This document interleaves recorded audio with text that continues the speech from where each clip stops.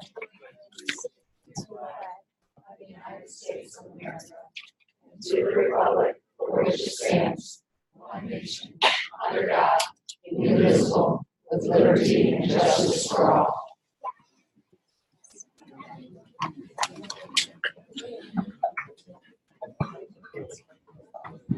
Welcome everyone to our January 6, 2020. Happy New Year, everyone. I know, right? We'll go ahead and call this meeting to order. First up is our 2.01 public comment session. Got a little bit of an echo here, sorry. For our public comments section, our public comment is specifically designed for members of our school community to provide comments and feedback to the board. In respect of others, please keep our comments to 3 minutes. Board members cannot respond to any comment that is not on the agenda. If an item is on the agenda, the board or administration may comment or provide clarification when the topic is on the agenda tonight. As cards are turned in, they were numbered. We will call your name and you may pass if someone has already expressed your opinion, or you may come up to speak. We ask everyone to be respectful, speak from the I voice. Please do not use students, parents, or staff members' names. Please speak to your own opinion and refrain from being dismissive of others' views. After 30 minutes has passed, Mrs. Kittle will notify the public and the board will proceed with the rest of the agenda. All right. With that, we will move to our public comment session. First card I have is Wallace Ward.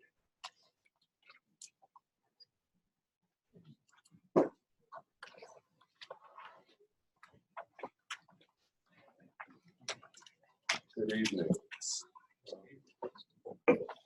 Only 3 reasons you get a room this full. You have student achievement recognition or awards. You have some disgruntled taxpayers, or you have an issue that's new to the agenda that folks are emotionally tied to. First, I want to thank you for your commitment to the Kirkwood School District, and I wish each of you success in accomplishing your individual goals as board members. But I want to reserve my best wishes for you as a unified group working cohesively to fulfill the mission statement above your heads there. Countless children depend on you to not only make wise choices for today, but to make those visionary decisions that set the course for the district for decades to come. Past school boards have done just that by purchasing large plots of land to be used for future expansion, which they knew would come. These were spaced throughout the district to provide reasonable walking distances because at that time, the district didn't believe in busing. So the concept of neighborhood schools was key in the foundation of our schools. As we became more sophisticated in educating our children, we abandoned the assembly line approach to learning and placed more emphasis on personalized, individualized learning. To fully adopt and implement that philosophy and better serve all our students, our facilities should complement, not hinder, our goals. Over the years, the district has asked for the taxpayers have funded much needed upgrades to our buildings. As a district chartered in 1865, no other district has outperformed ours in a conservative approach to capital investment. The oldest buildings in the district dating from the early 20s and the newest dating from 1954. And 4 of our 5 elementary schools erected in the mid-30s. Faced with excellent performance and achievement, enrollment has and will continue to increase. We have added on to our elementary schools 3 times, and architecturally it is foolish to believe that a 4th edition will in any way enhance the education of our kids. The city of Kirkwood alone added some 700 new homes over the last 10 years alone. These were large multi-bedroom homes that came with children to occupy them. This occurred when the district had for decades reliably projected attendance using live births, but that change is inevitable. In the next 10 years, even more existing homes owned by empty nest boomers like myself will hit the market, further aggravating our lack of adequate space and amplifying the need for some surplus space to absorb the always fluctuating parochial student transfer cycle. Finally, I would like to address the opposition by board members to one of the options under consideration. The role of elected members is to understand the operational and capital annual needs of the district. The two decisions that the taxpayers of the district reserve for themselves was that of long-term debt commitments through tax levy or bond levy. Placing a levy on the ballot is simply asking taxpayers a question. Will you fund or will you not fund? I don't think you should ever apologize for asking that question. Thank you. Thank you. Next card is Betty Hoffman.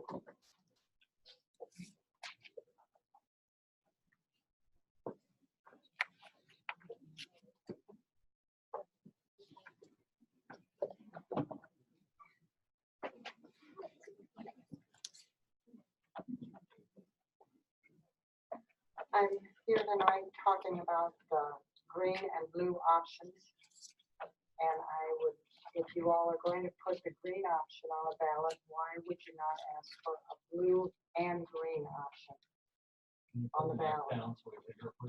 I'm sorry? I'm sorry.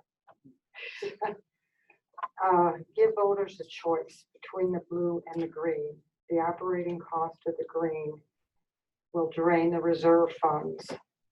You'll also need to do an environmental inspection of the property to be sure that it works. And I think adding on and helping the additional schools would be a better option than building a new one at this point. Thank you. Thank you. Justin Ellis.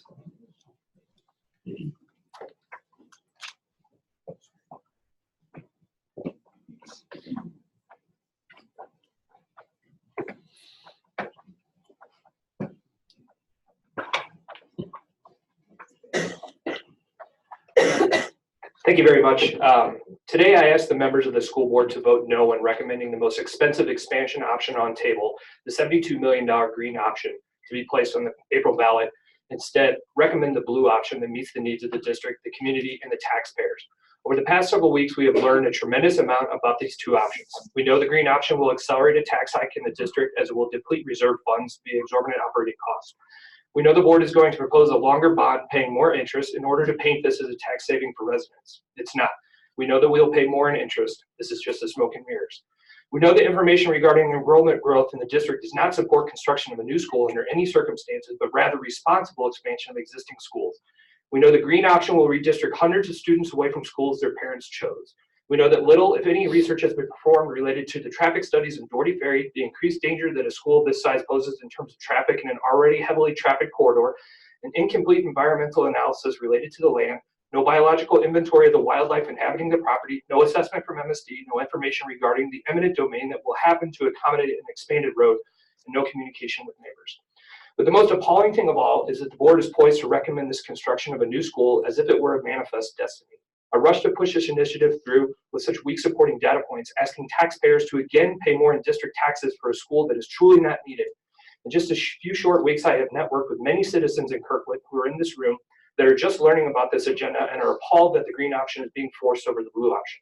Parents, neighbors, teachers, retired educators, neighboring schools, and alumni of the Kirkwood schools. This rush to build is to destroy acres of native Missouri land, full of wildlife and natural trees, things that make Kirkwood unique and special, to spend the tax dollars of hardworking Kirkwood residents in a way as irresponsible as what was proposed in the green option is mind-boggling. I've met with many board members. Some have admitted that the green plan is very risky for the district, including a quote in the Kirkwood Webster Times stating the blue option is less risky. They claim it's what's best for students. It's not, yet here we are. For those listening, please vote against the green proposal. I know that my words, as they have over the past several weeks, will fall on deaf ears of board members that have already made up their mind a long time ago. So today, I ask those of you that oppose the green option, please visit taxfairly.info to learn how you can get involved and help fight this egregious proposal at the ballot box.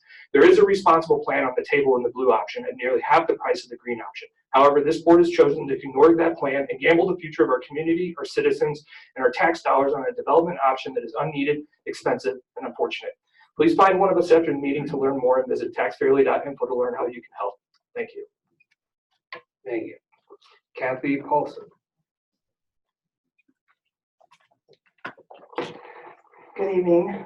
My name is Kathy Paulson, My children received a great education in the district in Kirkwood High School, graduating in 96, 99, 03, and 09. We were in the system for 26 years, 20 at Robinson. As a parent, I was involved in the Outdoor Learning Center Robinson Environmental Action Program and the usage of the Woodland Trail behind the school. An offshoot of that effort included several Robinson parents and Kirkwood High School environmental education teacher Linda Dubas. We advocated the use of the Lindemann site for environmental education. And in 2003, our group even came to the school board with this brochure for the school board's consideration. But well, we didn't hear anything back. So 14 years passed with no response to this proposal. So you can imagine my excitement when I was invited in 2017 to partake in the Kirkwood School District effort to utilize Lindemann for educational purposes. This was led by Kirkwood High School teacher Joe Barton. It was impressive with inclusion of representatives from Missouri Botanical Garden, Missouri Department of Conservation, Grow Native, St. Louis Audubon Society, Ferguson Florissant, and many others. It was amazing to watch Kirkwood School District bring together the best and the brightest environmental stars in the area to potentially launch Lindemann into the galaxy as a science field and education resource. Many school districts in the St. Louis area have successfully integrated outdoor tracks into their curriculum. This includes Little Creek in the Ferguson Florissant School District, Shadrack Wildlife in Hazelwood, Clare Camp, and Lindbergh. I felt certain that Lindemann site would join the ranks of these properties and realize its full potential as a cherished outdoor learning lab. But somehow, well, the effort stalled, and I don't really know why. My comment on the proposal on the table tonight is that great education can continue in the Kirkwood School District by adding on to existing elementary schools, the blue option. To bulldoze and regrade the 11-acre Lindemann site will have certain negative impacts, both on the neighbors and our community, nor is building a new structure likely to be the most energy efficient option for delivery of services. More importantly, when we live in a day and an age when everything from how we manage a straw to how we are supporting the survival of our bird, bee, and butterfly populations, one more sentence here, to wondering how we as a human species will survive climate change, we know instinctively that the effort we make today to support science it should be at the forefront of our decade. As Chief Seattle said, this we know, all things are connected. Thank you.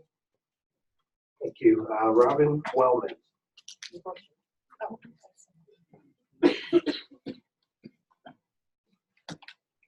Hi.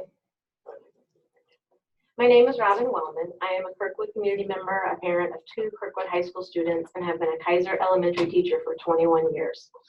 I have attended the previous meetings and have learned much about the decision for enrollment growth that you will be voting on this evening. I recognize that this is a tough decision and you have worked hard to think about the pros and cons of both the green and blue options. I want to express my support of choosing the green option. I see firsthand the challenges we face each day in our crowded school. We're out of teaching spaces and we will need 2 additional classroom spaces next school year. For the 2021 school year, we will have 5 or 6 sections of 3 different grade levels. When that happens, students receive less art, music, and PE instruction. Since we are out of classroom space, the next option is to put art and music on a cart. Our morning arrival and afternoon dismissal are extremely congested and unsafe. Our traffic backs up on the Geyer and we frequently have close calls with cars. We have many families who need before or after school care, but our adventure club is too full and cannot accommodate everyone's needs. Our lunch times go from 10:50 to 1:30. We have to eat that early and that late in order to fit the amount of students in the lunchroom. In a school this large, you lose that essential community feel. Adding more students would put an even further strain on all of these factors: lunchtime, specials, instructional minutes, arrival and dismissal, safety, and our sense of community. Building a new elementary school would enable each of the 6 schools to have a more optimum number of students and allow us to best serve the children in the Kirkwood School District.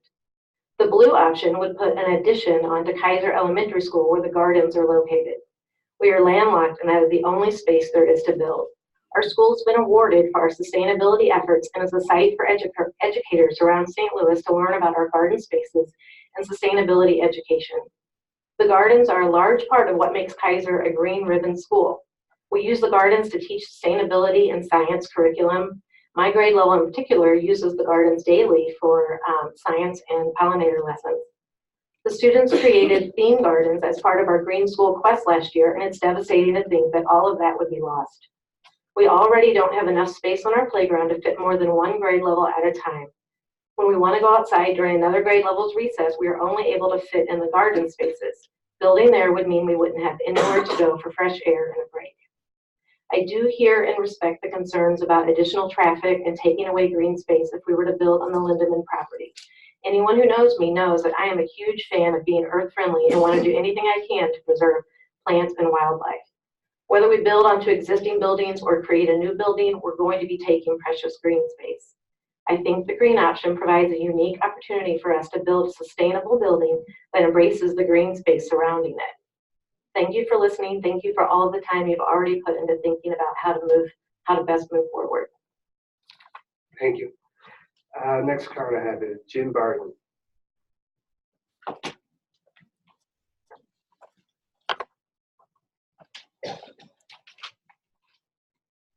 Hi, my name is Jen Barton, and I'm a Kirkwood resident, a district parent, and an educator at Kaiser Elementary. I understand that there are no easy solutions to the enrollment increase.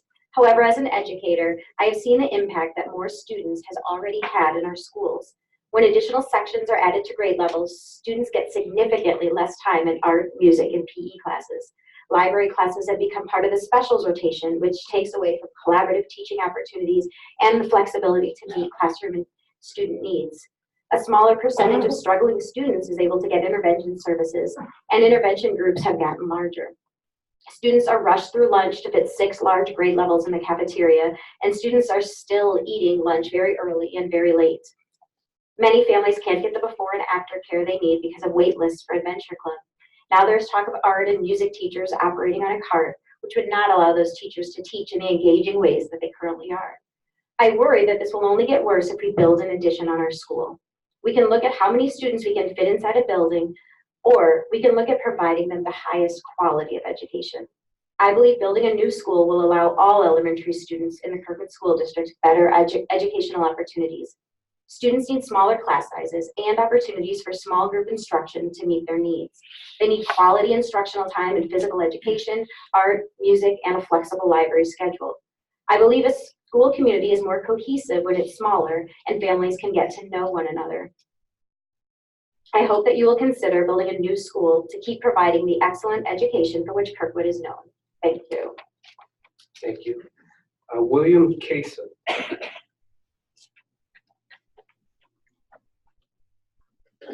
My name is William Kaysen. My wife and I both graduated from Webster High School in 1965 and have lived various places, but we moved back to Kirkwood. Some people in this room would probably say we found our senses in 2017 in June.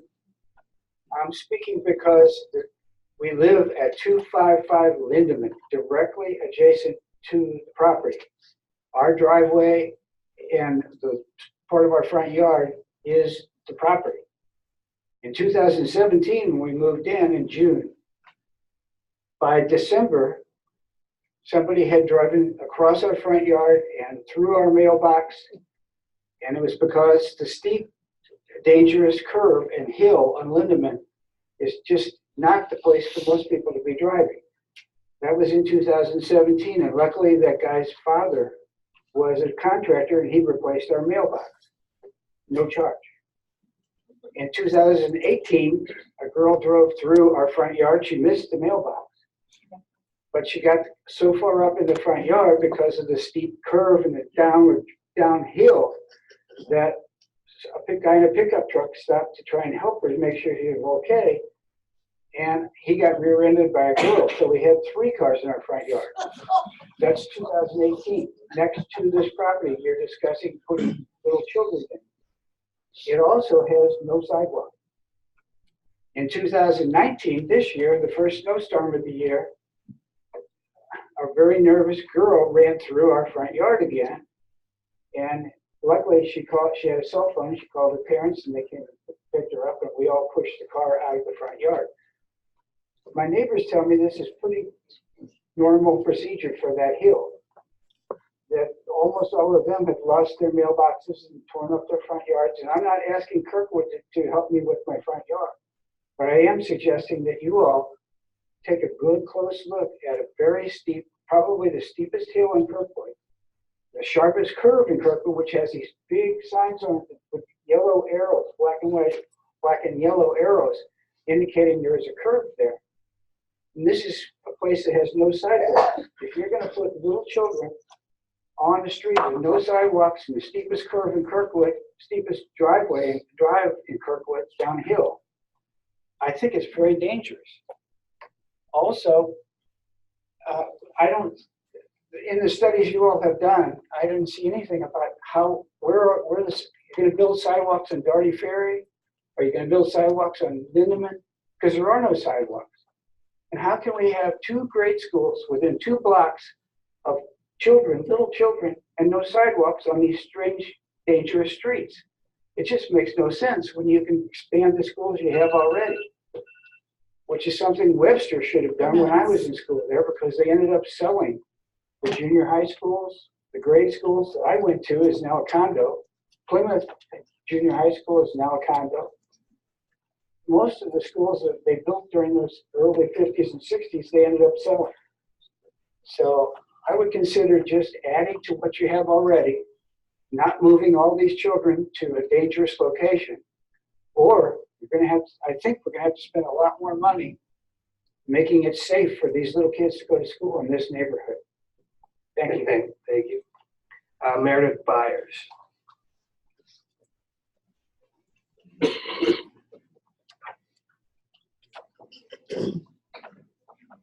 Good evening, everyone. Thanks to you all for having us tonight and letting us share our concerns. As most of you know, my name is Meredith Byers. I am a parent in the district of 3 students. I have one at the high school, one at North Kirkwood Middle School, and one at Kaiser Elementary. So the schools we're talking about are of utmost importance to me and my family. My husband Derek and I moved here 15 years ago, and we were drawn here for 2 reasons. 1, the promise of a quality education for our children, and 2, a community that values its students and its families. In the last 10 years, my kids have been in school in Kirkwood School District for 13 years. We have 8 years left. I watched the district enrollment increase dramatically, adding approximately 1,000 students. And while some of these increases have been explained by programs such as our voluntary transfer program and the inclusion of our teachers' children, there's no doubt that the academic and extracurricular opportunities of our district have increased our numbers significantly. I have attended the board meetings, the community forums, the work sessions, the focus sessions, all around student enrollment over this last year. What I've learned, we predict between a 9 and a 13% population growth in our schools over the next 5 years. That would increase our school district population by between 500 and 700 students. That is as big, if not bigger than our current elementary schools. We are increasing by an elementary school in the next 5 years. The elementary classroom sizes are recommended to be 900 square feet. Ours are on average between 600 and 800 square feet. The elementary school space utilization rate is recommended to be at 85%, but ours hovers between 90 and 100% currently. Specifically, Kaiser is at a 99% utilization rate now, projected to increase to 110 to 120%. Westchester's at 100, projected to increase to 109 to 114. North Kirkwood Middle is at 86 and expected to increase to 106. And KHS is at 99%, expected to increase to 107%. The green and blue options both represent a no tax increase bond issue. And I'm speaking today to say that I support the placement of the green option on the April ballot. I'm the first to admit there is no easy option and there is no perfect option available. I also understand the repercussions of utilizing the Lindeman property. As many of you know, I live on the Lindeman Road. We will be affected by increased traffic. We'll be affected by the surfacing and stormwater considerations and the loss of green space. but my children are already impacted by the increasing class numbers, our landlocked green space currently, and our small classroom size. Something has to give. I've heard much discussion in the last few months, and I've heard much discussion today on social media, on neighborhood apps, among people, both community members, staff, and board members. The one thing I just want to emphasize is that there's a disbelief about budget management in our district, a disbelief in the enrollment data, and the desire to tax people out of their houses or to place a burden on the educational costs of our district on our elderly and our private and parochial school parents. I just want to encourage you to serve our community, give us the respect and information that we're looking for, and consider placing this on the April ballot. Thank you. Thank you. Next card is Bill McShane. Good evening. My name is Bill McShane, and by way of background, all 4 of Susie and my children went through Kirkwood schools, and now 4 of our grandchildren attend Kirkwood schools. We are longtime supporters of Kirkwood schools. Among other roles, I co-chaired the publicity and media relations efforts for 2 successful tax campaigns in the 90s. I am here with yet more numbers for your consideration, starting with a conversation I had last month with Matt Hesser, the state of Missouri demographer based in Jefferson City. The information is shared with you for your review, but I highlight a few of his projections for St. Louis County. A decrease in population from more than 1 million residents to 956,000 by the year 2030. In addition, you will see a breakout by age. A decrease in births, a decrease in ages 5 and under, and a decrease in ages 5 to 10. The decreases in those ages will be shared across St. Louis County, including Kirkwood School District and its member municipalities. You will note that the state demographer's projections indicate growth in high school age youngsters, and you are correct in addressing space needs at Kirkwood High School. The 2018 DPZ study for the city of Kirkwood found that 68% of Kirkwood households are 1 or 2 persons. 82% of households have 3 or fewer persons. Think of that in terms of taxpayers, older taxpayers. The median household size of Kirkwood at 2.3 persons is actually smaller than the St. Louis region average of 2.47. That leads me to statistics of our region from the East-West Gateway Council of Governments, which I shared with Dr. Condon several months ago. Our region ranks 8th out of the top 50 population regions in the country in people aged 65 and older. The state of Missouri, St. Louis County, and Kirkwood School District mirror that image, that number. The state demographer projects significant growth in seniors age 70 and above and 85 and above as we head to 2030. The green option creates the need for a tax increase in the near future. And when the time comes to go to those voters, they will be both fewer and older. It will be a very tough sell, as will a new school this April, in the face of statistics from several reliable sources predicting fewer younger residents to attend our elementary schools. Thank you. Thank you. Next card, Eric Fresnel. Frankie, sorry.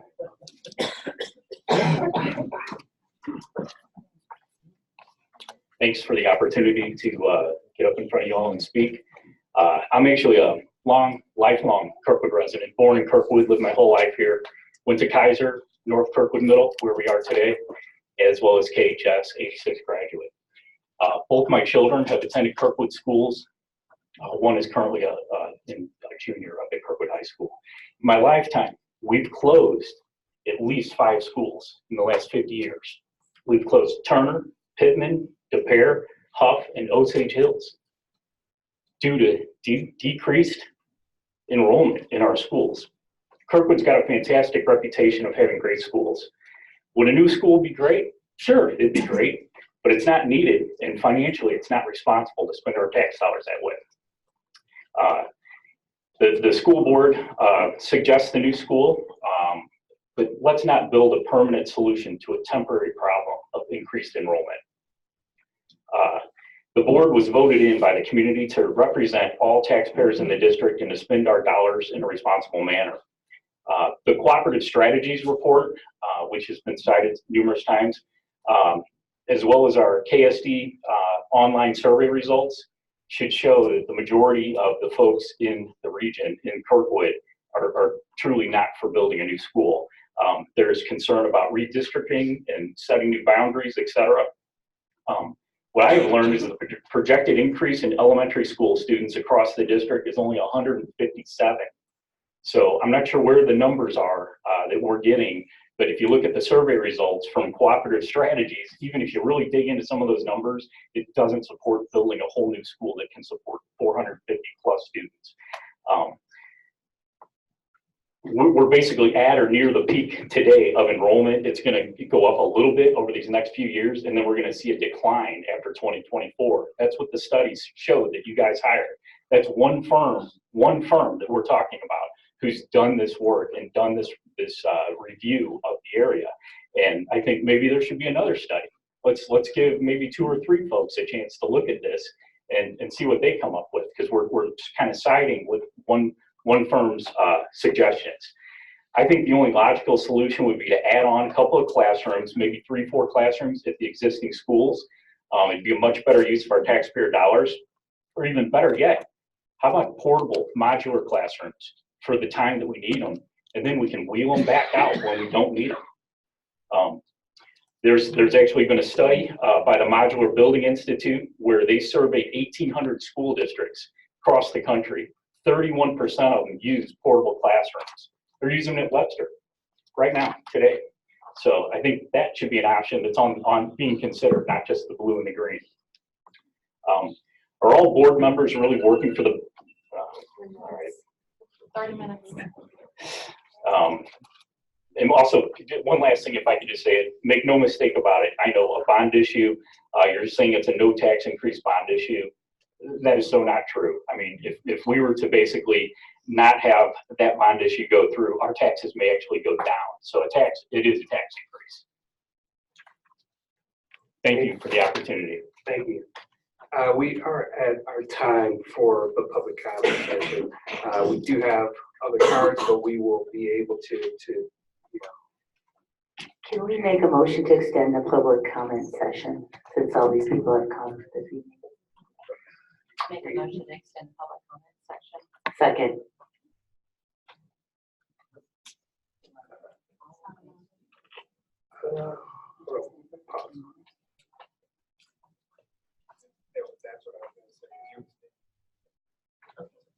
As President Frost said, I need to extend for a time limit, so I would like to make a motion to extend the public discussion for 20 minutes. Second. all in favor, please indicate by saying aye. Aye. Aye. Motion passes. We'll extend for a 20-minute time period. Next card I have is Courtney Rollins.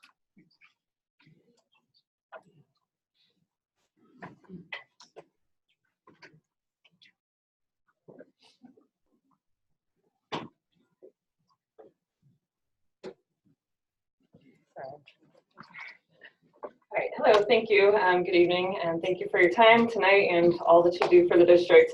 I am here on a different topic to reiterate and maybe inform some of the public who is here who's not aware of some of what's going on, that what we, myself and many others have asked for regarding political, religious, and LGBTQ and other very controversial topics being taught in our schools is not for you to choose a side, because this is not what we're asking. It's not about sides, but for the protection of all parental rights and for neutrality to be restored. Questions continue to go unanswered, so I'd like to explain a bit of why we are so concerned. As you know, when a PG movie is shown at school, parents receive notification because parental guidance, PG, is respected. Sex education and any teaching related to that is explicitly defined in KSD policies, and parents are to be notified prior to it and have the right to opt out. Given these appropriate policies and practices, it is not surprising that many parents of young children are alarmed when their kids have free access to books that explicitly describe topics that are not age appropriate. One book in my child's elementary classroom is called Stand Up, Stand Out. It celebrates a transgender star and introduces the terms gay, straight, lesbian, bisexual, transgender, queer, and drag queen. It explains what the term drag queen means explicitly and says it is fabulous and clearly communicates the position that anybody who thinks differently is wrong. It also refers to a female hero as getting pregnant twice outside of marriage and inserts a commentary gasp, clearly implying that some foolish people may not think that's okay. A fellow parent pointed out that many young children have no idea how babies are made or if that can even happen outside of marriage, and that she would not want her daughter, who's younger than mine, asking specific questions about that yet. This is her right. Excuse me. Despite the publisher's suggestion that this book is appropriate for ages 10 and up, 3 district administrators have confirmed that it is approved here to be in all of our elementary classrooms. So what is the standard? How does this respect parents' rights to navigate these delicate issues with their children? And how does this protect the youngest of our community? Another book that was recently given the official okay after being formally reviewed by the district is George. This book about a transgender child normalizes pornography, encourages kids to hide web browser search histories, and explicitly refers to genitalia and transgender reassignment surgery. Many of the learning tools in our schools encourage children to do internet searches about unfamiliar words. I caution you to be ready to explain to parents why their elementary young child learned the word porn from a library book and then innocently discovered things online that he should not have. This is not a ban the books plea, but more care needs to be taken and parental consent is imperative and in line with current KSD policy. The district's current library and media procedure guide states that they will provide materials on opposing sides of controversial issues so that young citizens may develop under guidance the practice of critical reading and thinking, and that the selection of library material center resources on controversial issues shall be directed toward maintaining a balanced collection representing various views. There is no guidance here. Young children are checking out these books. And when I asked to be pointed to any materials that present an opposing, balanced, or various views, there was no response. You repeatedly and assured us and said that these controversial and opinionated topics would not be taught and introduced, but then defended or ignored these occurrences. I'm sad that I feel the district has broken trust and stepped outside of its given role, and we are asking you not to choose a side, but to create, follow, and clarify policy in a way that respects parental rights, protects all children, and maintains an appropriate neutrality with controversial topics. That is our public school district's duty and responsibility, and we ask you to please act accordingly. Thank you. Thank you. Next card, Kevin O'Brien.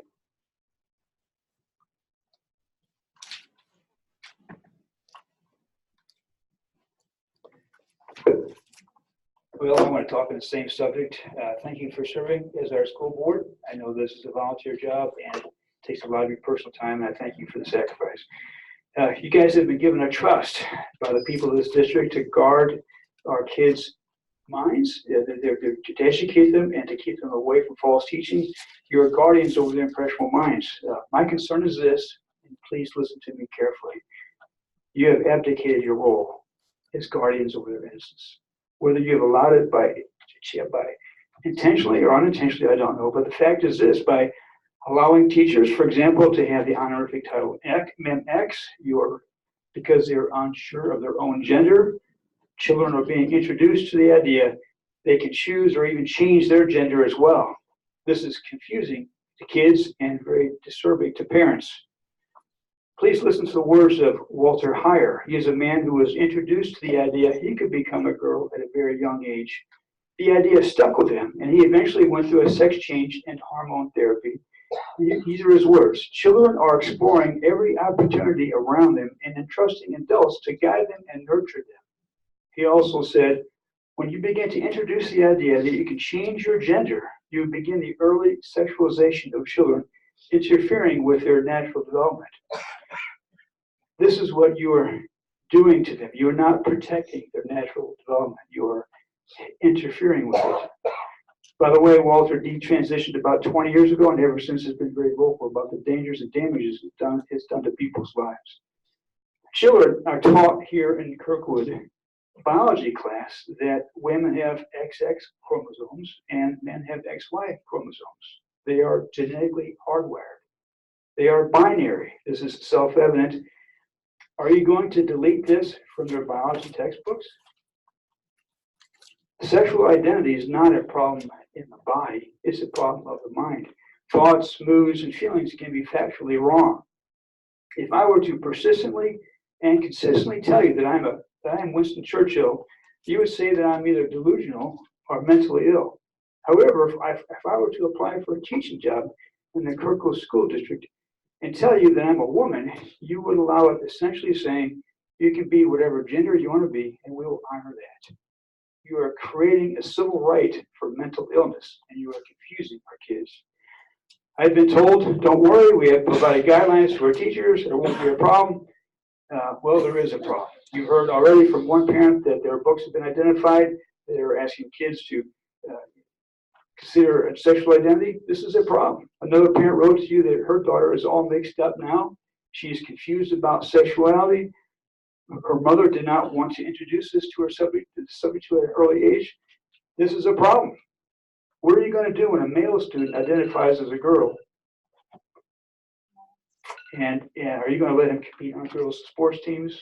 What are you going to do when a male student says he's a girl now and he wants to go to a girls' bathroom? Are you going to allow that? This is a problem. Now, conclude with this. What bathroom will MX teachers use? Are you going to provide separate facilities for them? Is this part of the reason you're wanting to build new skill buildings? This is a problem.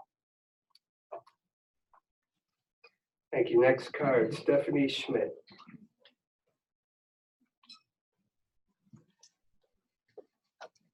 Hi, everyone. Nice to see you. Thank you again for all the work that you do for our community. My name is Stephanie. I'm a Kirkwood parent. I have two kids, one at the middle school and one at Kaiser Elementary. I've served on the PTO at Kaiser for the last 4 years, including I was the president the last 2 years. So I feel like I can really come here and represent a little bit more of the picture of what's been going on at Kaiser since my family started there in 2012. So when we came, we did what most people do. No offense to native Kirkwoodians, but we moved here in time to go to school, right? As do most of the people who attend here. So at that point, Kaiser had 457 enrolled students. And then this current year, we have 555 enrolled students at the same space, the same number of staff, the same square footage to work with, the same green space to work with. I will say that in my 4 years on the PTO, we funded a variety of different issues and supplies that were needed, basically because all available storage at Kaiser is currently turned into classrooms. We literally have no room left. And I think Meredith spoke to that earlier, that we're at 99% capacity, and we anticipate being over 100% next year. One of the things I wanted to address is that I feel like we often come back to the birth rate statistics. And I just wanted to make sure that in the sort of larger conversation that we're having, we're really considering the truth that anyone who lives in Kirkwood right now knows, which is not all the kids who come to school here were born here. On my block alone, I live on a very nondescript block in the middle of Kirkwood. Nothing stands out about it. In the last 2 years, we've had 5 houses torn down. And in those houses, they've all been rebuilt. 4 of them have extra kids. One house has no children. And so based on the number of kids who moved out versus the number of kids who came in, the one kid who moved out is still in the Kirkwood School District. We have 7 new kids coming in, and that's just on my one little block. So I just want to make sure that people don't think that the birth rate is the only way that kids come into the Kirkwood School District. And then the last thing that I wanted to say is that I really value so much all of the things that people have said here tonight. And part of that is because this is a civil debate about who we are as a people, right? And what we stand for. And I just really want people to know that I appreciate the civility from all sides.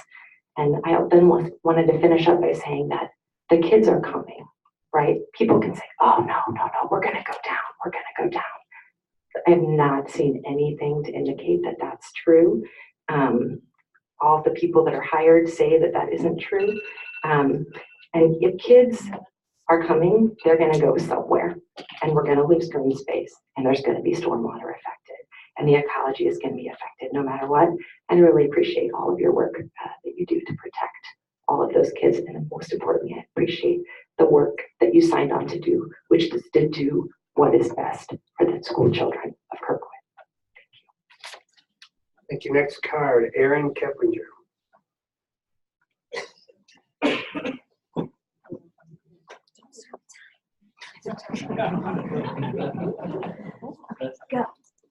Hi, guys. First of all, I just want to say I won the best straw. I guess I get to go after Stephanie because she's so soothing. Everybody feels really calm here now. Thank you all for your time and commitment to the good of Kirkwood. I didn't think I'd get a chance to get up here and be really brief. Obviously, tonight's important. A lot of people have a lot to say. This is actually a question I think I can ask on topic about the options, green and blue. And I don't know if you've considered, like, it seems what I'm hearing, especially about the issue of building on at Kaiser, the idea of maybe moving some students around so that Kaiser doesn't have to have any add-on, and that some students could go to a Robinson that has a lot more space for adding on, or if they're closer in scenario to like a Tillman. I'm just throwing that out there. I don't know if that's been considered as part of the potential with the blue option. Can you talk about that since it's on the agenda? No answers. Okay, great. Well, really, so that was just a side question. We're talking about, adding on or building, but it's not, the children go into the building, but what happens in the building goes into the children. Okay, and I can assure you that it's not the building that's going to make a permanent impact on them. It's what goes into them when they're in that building. And we want the very best for our children, for our students. That's why we're here. My husband and I moved here a couple of years ago. We brought 4 kids with us. We moved into a house that an elderly man, sold. And so, yeah, we were part of that swap out. And that absolutely happens. And I do hope we grow. That would be great. There's a lot of ways to deal with that. Some of them can be more measured. Some of them are bigger, maybe more extreme steps, and that's what you have before you. But if we don't take care of what's really the school, the students, the families, the staff, that's the school. The buildings are just a facility. You can put them in pods. Someone suggested that. I mean, it's still a school, even if it's in a mobile pod. And there are some issues right now, and you guys are aware of them. People have talked about them tonight. There are policies that need updating. There are new policies that need to come into place. Life changes. You guys had to write policies when social media came everywhere. You guys have developed a discipline policy. You know how to do it. And you can't run through with building stuff without ignoring the real school. And that's our children. Do what's best for our children. And we know that you'll take care of them in whatever buildings they end up in. Thank you. Thank you. Some of these we will be discussing as we hit the agenda in the meeting. Next card I have is Gwen Wallman.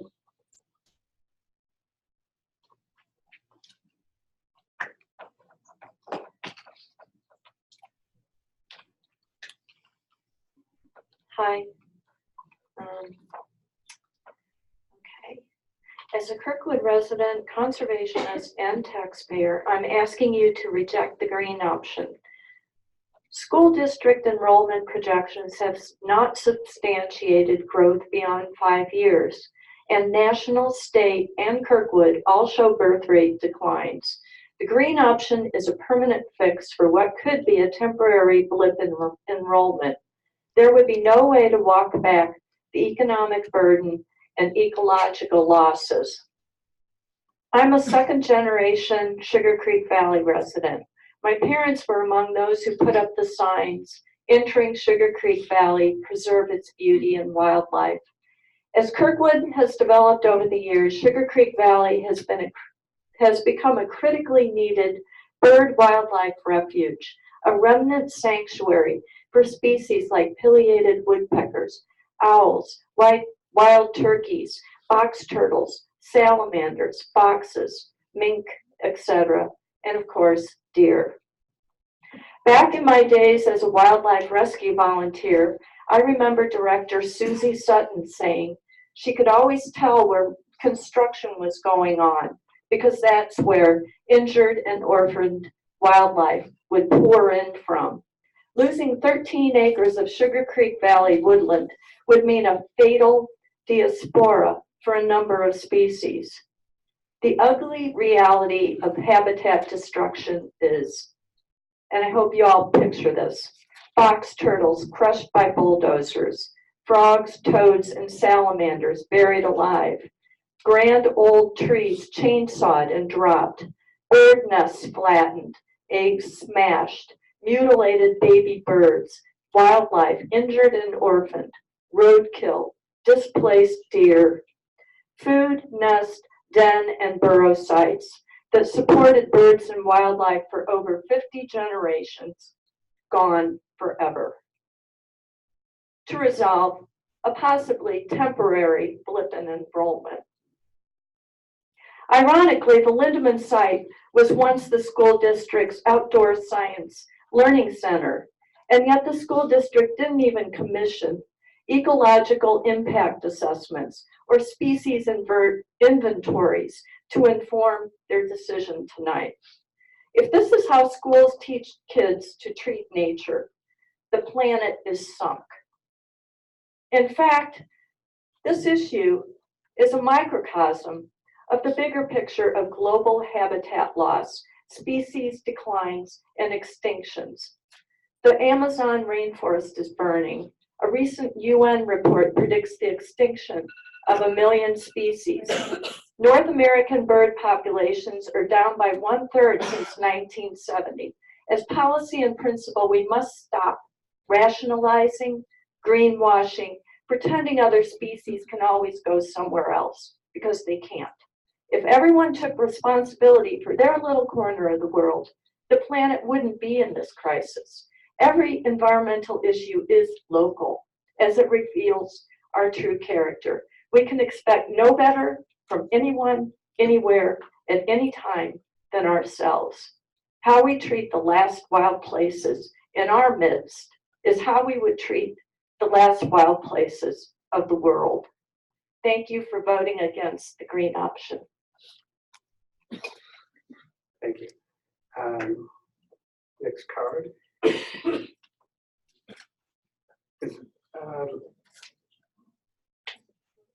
Yeah, I think we're at, are we at, there's one second.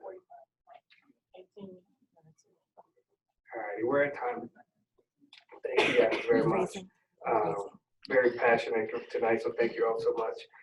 Let's move on. We have to move on in our meeting so that we can get to the business of the district for our students. Next up, our 2.02 approval of the agenda for the December 16, 2020 regular. Oh, sorry, hold on. That is a move to the January 6th. It's the approval of the agenda for the December 16th meeting, which this meeting originally was scheduled for. All in favor, please indicate by saying aye. Aye. Those opposed? Motion passes. Thank you. 2.03 awards and honors of course, Ms. Casey.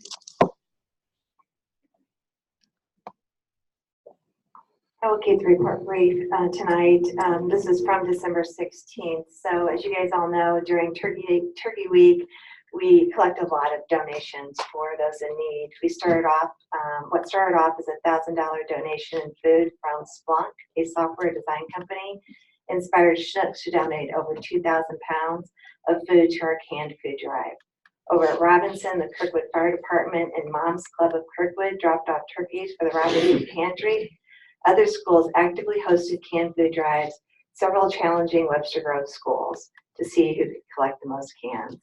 Items collected are going to local food pantries, including Kirk Care and KSD Now program, which is a nutrition on the weekends program for students and families in need. Students from Kirkwood High School Innovation Center hosted a diaper drive for the St. Louis Area Diaper Bank in downtown St. Louis. The group wrapped and packaged over 23,400 diapers, which will assist 468 families. Our 2019 Fall Athletic Department wrap-up report includes several remarkable accolades for Kirkwood High School teams and individual student athletes. I won't go through them all by name, but they are included in the report. Boys cross country finished 4th at state. Girls cross country finished 7th at state. Field hockey, it's several team members that were second team all conference. Football kept the Frisco Bell for the 7th year in a row. Many of the members were named first team all conference. Girls golf placed at Morgan Ginder placed the top 25 at the Michigan State tournament. There are several, she was first team all conference, and then we also had a second team all conference. Very exciting, the boys soccer team were district champions the first time since 1972 in the Class 4 quarterfinalists. They finished the season ranked number 5th in the Class 4 state rankings. Coach Fish received an award, and several of the students received top honors. Several first team students received first team all district and second team all conference. Boys swim and dive in the Suburban Conference Champions, 3rd in the Michigan State Swim and Dive Championship. Girls tennis, we were district champions, and also in doubles, we were district champions. And girls volleyball, several all district second team members were awarded. Also, in the audience here tonight, Dr. Lee Minks, art teacher at North Kirkwood Middle School, and Mrs. Kim Powell, art teacher at Kirkwood High School, were named the Missouri Art Education Association Art Educator of the Year. Mrs. Minks was awarded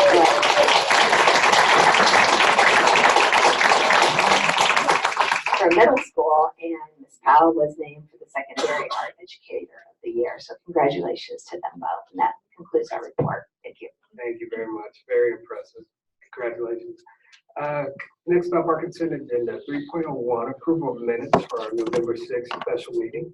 3.02, approval of minutes for our November 18th regular meeting. 3.03, approval of minutes for our November 25th special meeting. 3.04, approval of minutes for our November 6th closed meeting. 3.05, approval of minutes for our November 18th closed meeting. 3.06, approval of minutes for our November 25th closed meeting. 3.07, approval of vouchers payable.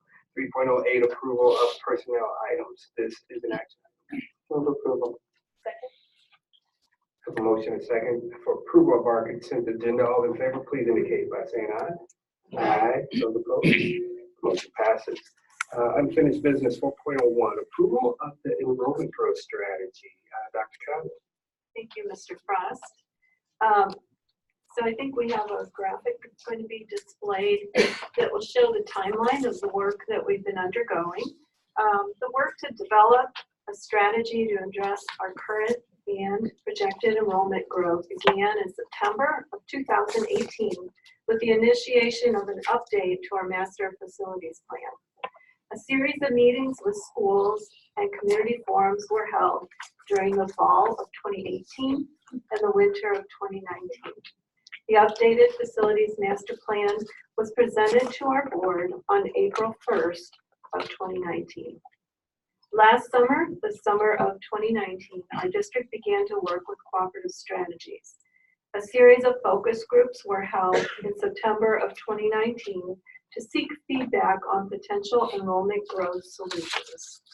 The feedback from those groups led to the development of 3 potential options. In October of 2019, these options were presented to our community to elicit feedback with thought exchange.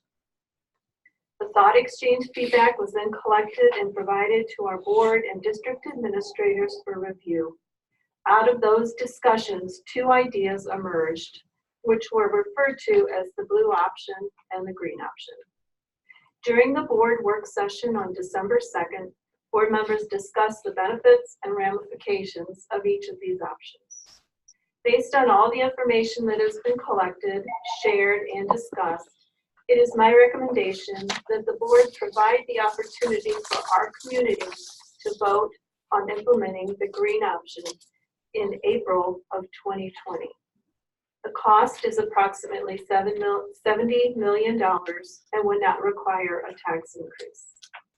We have a slide here that describes the components of the green option, and those would include constructing an elementary school on the 13+ acre Lindemann site that the district has owned since the 1960s, constructing a gym and a library at Tillman Elementary School, constructing secure entrances at Kirkwood Early Childhood Center, North Glendale Elementary School, and Kirkwood High School.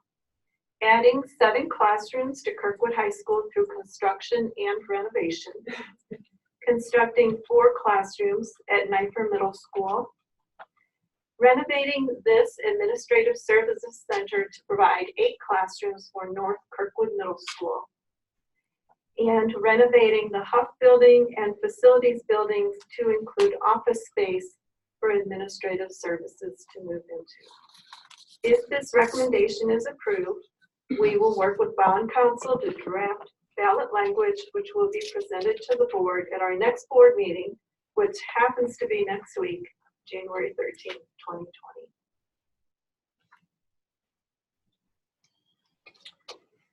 Thank you, Dr. Condon. This is an action item. Move approval. Okay. A motion and second. Any questions, comments for Dr. Condon or staff members here? I would like to mention that someone brought up the topic of redistricting.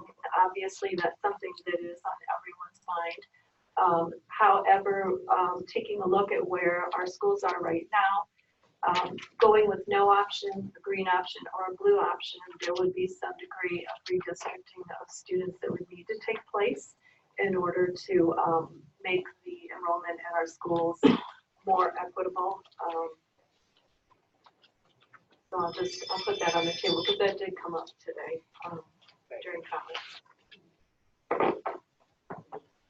I have a question. Is that possible? No, I'm sorry. It's for the board dialogue and discussion. So, any board member with something, as if not, I have plenty to say on this topic. We'll just have to take turns.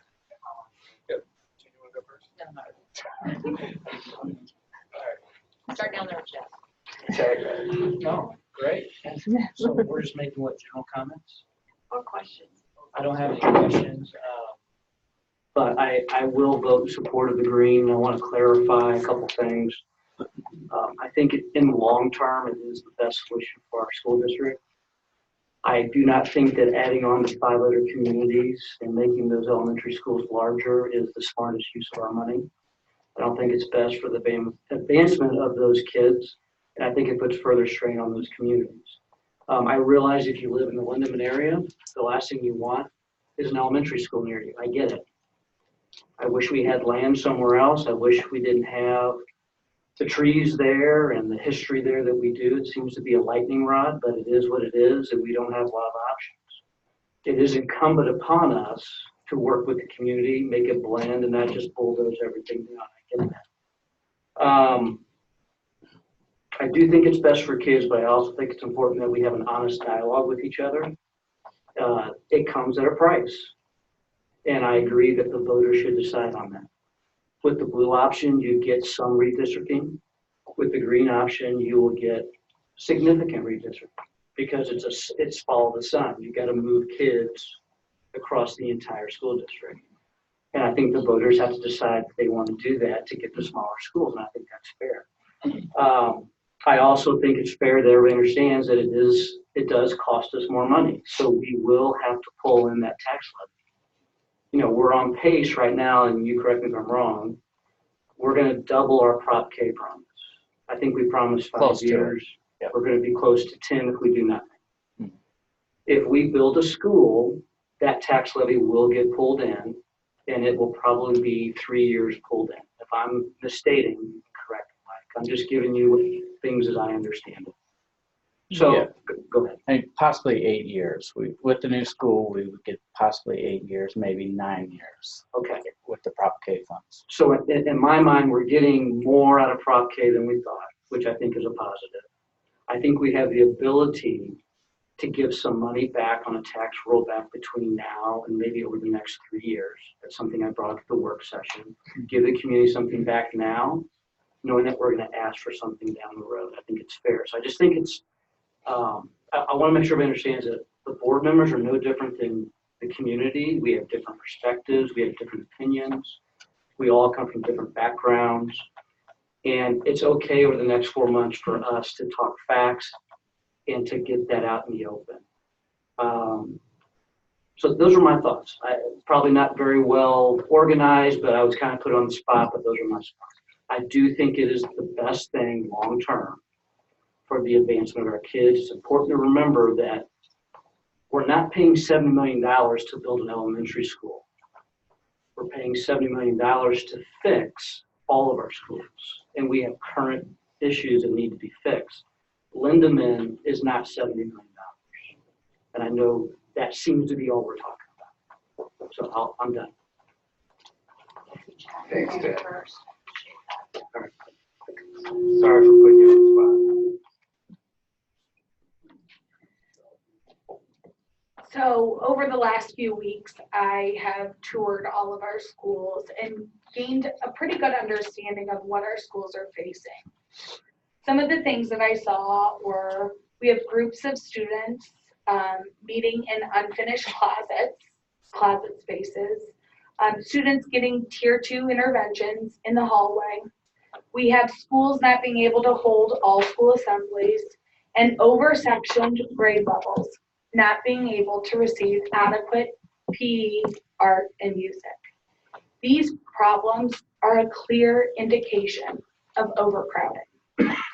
After much study and review, the following factors led me to support the green option. Expanding our current elementary buildings is not feasible. The campus size for our elementaries is already below, and in some cases, well below, the standards set by the state. Kaiser, Glendale, and Robinson in particular simply do not have the room to expand. And as enrollment grows, we will only compound that problem by adding classroom capacity to the same sized plots of land. I compared our elementary enrollment to surrounding districts. We clearly face an enrollment challenge out of Kirkwood, Webster, Lindbergh, Rockwood, and Clayton. Kirkwood has the highest average enrollment in our elementary schools at 538 students. If we use the average of our peak enrollment from Dr. Conn, as laid out by Dr. Coffin, that number swells to 589 students. As our community has pointed out through thought exchange and community forums, maintaining a high quality education is the #1 priority. An element of maintaining, an element of that is managing the size of not only our classrooms, but our schools, so that our principals and administrators can get to know their students. We had to ask ourselves, what will be the result of adding classrooms and students to already overcrowded shared spaces and green spaces? Our administration has come to the conclusion that to maintain that high quality education that we in Kirkwood expect, the green option is the option. One of our neighbors, Lindbergh, faced a very similar challenge in 2014, and their community valued their children's education enough to build a 6th elementary. Our students and our teachers deserve the space needed to continue to excel. We have spent far too much time debating whether the projections are correct or not. The problems I laid out are based on our current enrollment. And assuming the projections are accurate, it will only compound our problem. For all these reasons, the only solution is to build an elementary. Another point I'd just like to make is that we are not voting tonight. The vote tonight is just not for an elementary school, but rather a cafeteria at Tillman, additional spaces at the high school, additional spaces at both the middle schools, and improvements at North Glendale, just to name a few. I'm confident that our community will continue to support us when they understand what we're facing. We owe it to our parents and our students of the district to rise to that challenge and to let them decide.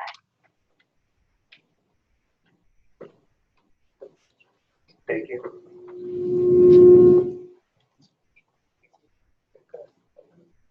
Okay, all right.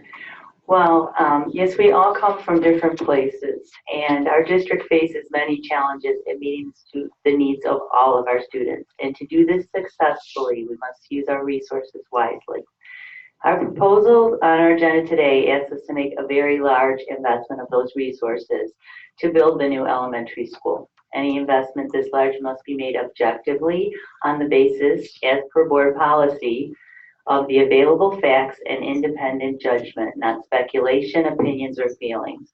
5 years ago, we hired Dr. Coffrin, a professional demographer, to provide us with these facts. Using exact student head counts and district birth counts, he calculated that our period of steady increases in student enrollment were coming to an end.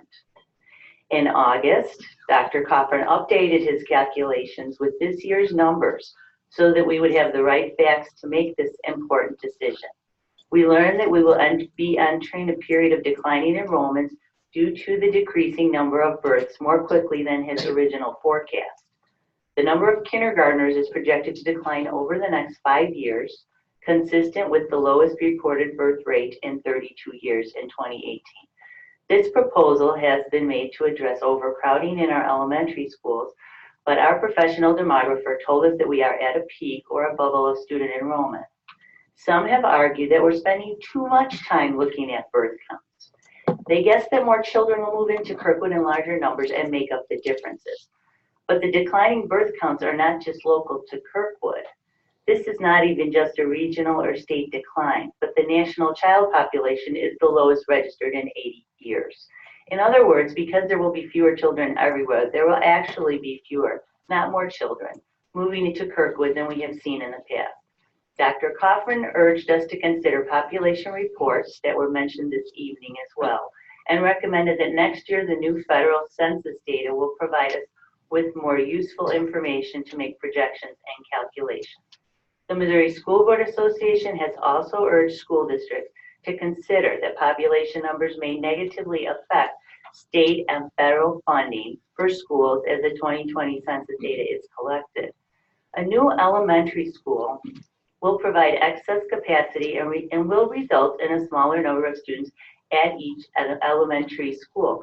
But there has been no research presented that supports the optimum number of students or the optimum capacity of an elementary school. In the past, our schools have been expanded to accommodate a larger number of students to maintain the sense of community. Are there maybe flexible, creative solutions to optimize that capacity rather than build a new school? A new building will require administrative costs, maintenance, and upkeep, which will require a tax increase to maintain that operating fund balance, as was discussed. Other consequences of the proposal will be redistricting, which will require students to change school communities. We should examine policies regarding our space available before building excess capacity. But the biggest concern is the students. How will we provide for the current needs of all our elementary, middle, and high school students with so many resources focused on building a new school? Is this the best proposal to provide equitably for all and ensure that all students are successful? Many community members have expressed their concerns about timing and transparency of this proposal. We need to do our homework and respond to the concerns of our community. We heard many of you this evening. All questions should be answered and the community should be provided with a transparent document which states the needs, resources required, and actual facts considered in the decision and the estimated impact on all of our students. We should base this vital decision that will affect our children and our community for years to come on facts, information, and policy, not guesswork, opinion, and wishful thinking. Our community expects it and our students deserve it. Rather than rush this proposal through for an April bond levy, I suggest we consider the formulation of a plan that provides for the educational welfare of all of our students, both for now and the future, that has answered the community concerns. We need to trust our community to support the district by providing a thoughtful, phased-in plan that is equitable to all students, that is appropriate to our past enrollment growth and projected decline. The consideration of the bond levy on an August ballot would allow time for the new superintendent to be engaged in the process as well, address some of the remaining concerns of our community members, and allow us to determine the best allocation of resources for all students. Since our board policy reminds us first and greatest concern must be the educational welfare of all students, and we must render all decisions based on the available facts and independent judgment. For these reasons, I cannot support this recommendation. Thank you. Next, Jennifer. Right. Sure, I did not prepare anything and I'm not as good as Chad speaking, but I did want to address a couple of the comments I heard tonight and ask Dr. Condon a couple of things, who is our current superintendent and has been helping us through this process for the last 2 years as we've been talking about growth and talking about what are our options and what do we need to do with kids. So thank you for your help through all of that and answering our questions. Could you speak louder, please? Yeah, a couple people tonight have asked about the traffic on the site. And I just want to ask, are we looking at some of the traffic, Mike? Yes, we are. We're doing it. We hired a company to do an analysis and then also to determine what improvements we would have to make, such as left turn or right turn lanes, signals, pedestrian crosswalks, and sidewalks. Well, and I think that's really important because people have commented that there is no traffic study done tonight. I myself am a traffic engineer, and one of the things that when we talk about doing traffic studies, we do traffic studies to mitigate traffic. So we will be looking at what we need to mitigate for this new site to make sure that we aren't adding on to the congestion in this area with that traffic study. Yes, it'll do that, as well as determine what safety measures need to be put in place. Perfect, thank you. And as part of that traffic study, will we also be looking at some of the safety concerns for sidewalks, walking along the site, access on Lindemann, et cetera? Yes, and they will be looking at whether or not Lindemann should be used as have any access off of Lindemann. So we'll be looking at all the safety things, which I know a couple people were questioning that. And then, Dr. Condon, can somebody bring up the timeline again that we've been talking through? Can I also add on to your question, Jennifer, about the sidewalks? Since someone mentioned a question about sidewalks and the safety of the grade, is that something we're also looking into at this time? Safety of the grade. The sidewalk. They're looking at what sidewalks need to be put in place to provide safe routes to schools. And also the environmental concerns. The environmental study is underway right now. Well, we got something that said phase 1 environmental study. So what are we waiting on, phase 2? They're doing some radar work underground to determine where the bedrock is and how, what steps we need to take to prepare the site. Jennifer, you were sorry. Had a question. Sorry. And then, so Dr. Condon, can you just real quickly, I heard concern tonight that people didn't feel that they had heard about this or that it came out of nowhere. Can you also highlight when we purchased Lindemann site and how long ago that was? And again, just reiterate some of this timeline, please. Sure. So the Lindemann site is 13.1 acres, and comparatively to think about the fact that Kaiser, the space at Kaiser right now, the blue or footprint of Kaiser's campus is 4.7 acres. So we're talking about a campus that would be about 3 times the size of Kaiser, almost. So taking a look at the timeline, we began a year ago, August, with our governance plan that was voted upon by the board, taking a look at our facilities master plan, because we knew at that point that our schools' enrollments were growing, and that we needed to take a look at what we needed to do to ensure we had space for our students moving forward. That fall and winter, we held 6 community forums that we advertised and invited our community to attend. And they were held at different sites at Niagara Middle School and at North Middle School. And I believe they were in October, December, and February that we held those meetings. Concurrent to that, we also held meetings at each of the schools, and the architects interviewed the building principals and teachers on a selected committee within that school to find out where the needs were in those buildings. And then that plan was brought to our board April 1st. That was the spring, last spring. And in the summer is when we reached out to Cooperative Strategies, which is a company that helps school districts take a look at enrollment and develop some outside the box ideas of how we could accommodate growing enrollment. How many options did they look at during that study? Oh my goodness. It was 6 or 7. It was 6 and then it There grew to were 7. 6, and then one option was added as a result of those focus groups. I think we had 10 focus groups that were held over the course of a week's time.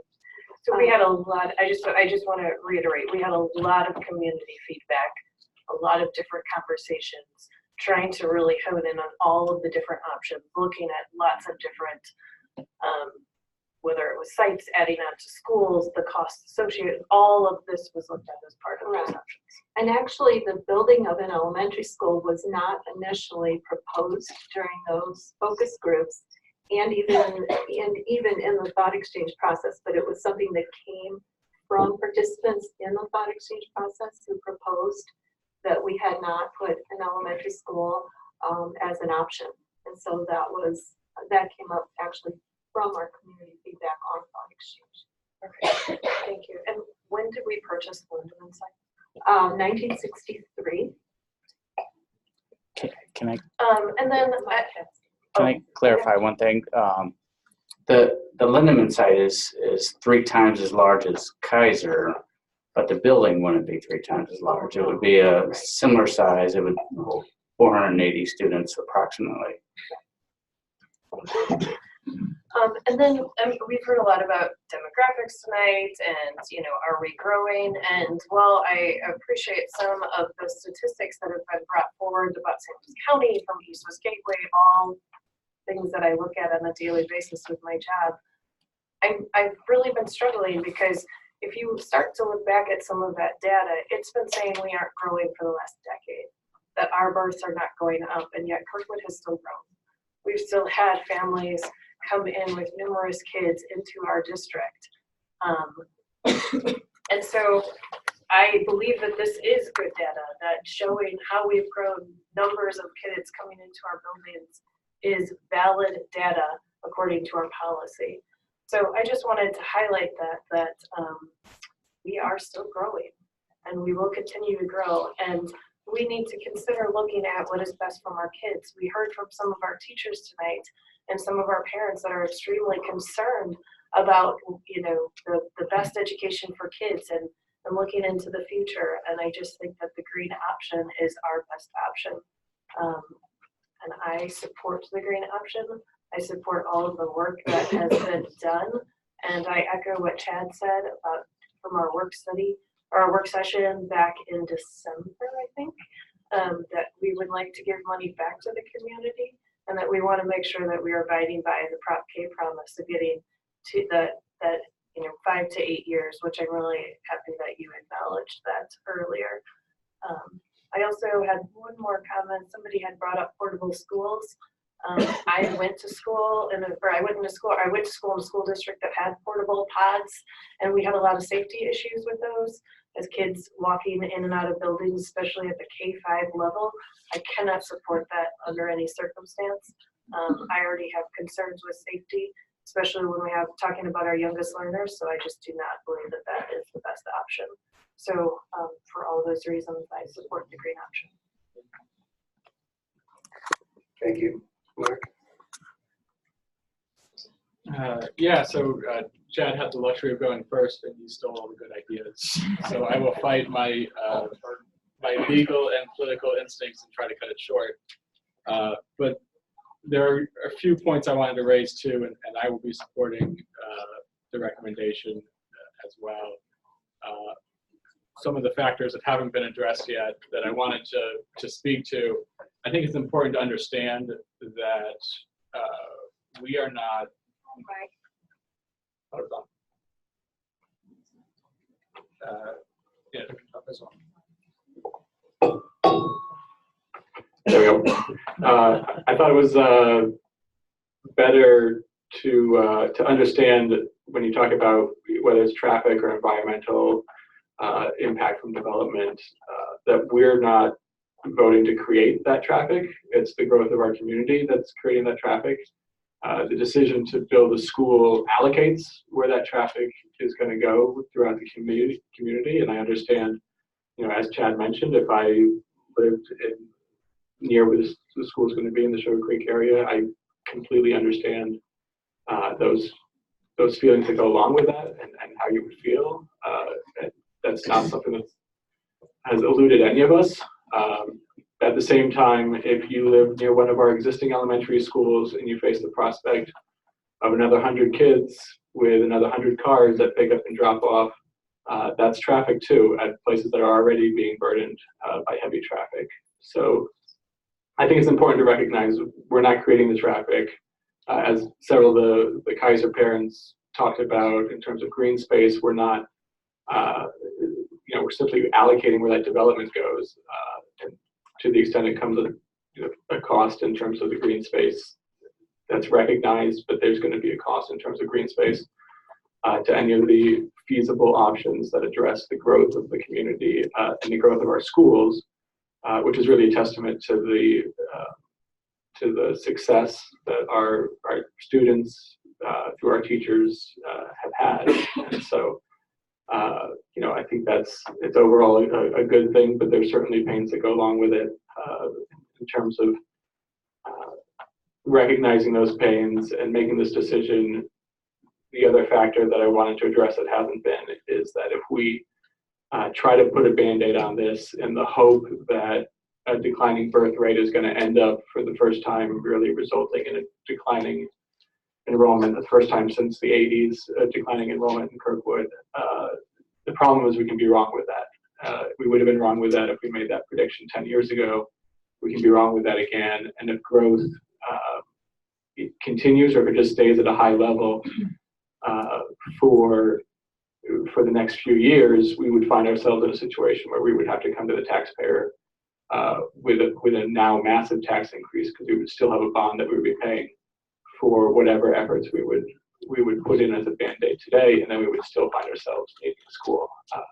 And then, while Chad mentioned it, I'll mention it again. I wish there was another location that we had 15 acres or 12 acres or 10 acres, but we just don't. And so this is the best of the choices that I see, so I'll be supporting the recommendation. Thank you, Mark. Julie? Thank you, Chad, for going first. I used to have to sit down there and go first. So, first of all, I find it a little disconcerting that the traffic study is not complete and the environmental study isn't complete, and the board is being asked to vote on something where we don't have all the information. I am voting no for the green option to be put on the ballot. I believe that every board member is voting for what they truly believe will be best for the district. We don't all agree, but that's okay. Not one of these board members has any ill intent or has an agenda to do the district harm. I know these other 6 people, and I mean, we spend more time together than we do with our own families sometimes. So I really do believe that every one of us is voting what they truly believe is best for the district. This administration, and specifically the superintendent, has put this board in an unfortunate situation. The green plan was never vetted through the focus groups or the survey sent out. This was a last-minute plan put together after the negative response received about moving 5th graders to middle school. I am elected to listen to the community, get the facts, and vote for what I believe is best for the students and taxpayers. I have not had one person contact me and tell me they thought that this was a good plan. And we can talk about this being a year and a half or 2 years in the making, but it's bad timing, and it does feel like it's rushed because we don't have all the information. Our superintendent has made the decision to leave her contract a year early. That puts us in a position of finding a new superintendent whose first thing on his or her plate will be redistricting if this passes, or dealing with a failed bond issue and the financial ramifications if it loses. If we put this vote off until August or November, Ms. Romay has said that we can sell bonds and still not leave any money on the table. Why the rush? Has the administration decided that there are 3 board members up for re-election, so there will be a bigger turnout of people voting for school board candidates? This has been a strategy in the past. Are they taking a page out of the Prop A playbook? If it fails in April, then put something more appealing on the ballot in the fall and it passes? That is a waste of time, money, and resources. The green option guarantees a future tax increase, and it will be sooner than later. We are severely hamstringing a budget that is already facing a significant backlog of capital improvements. We are not addressing the safety and security and the more significant space issues at the high school.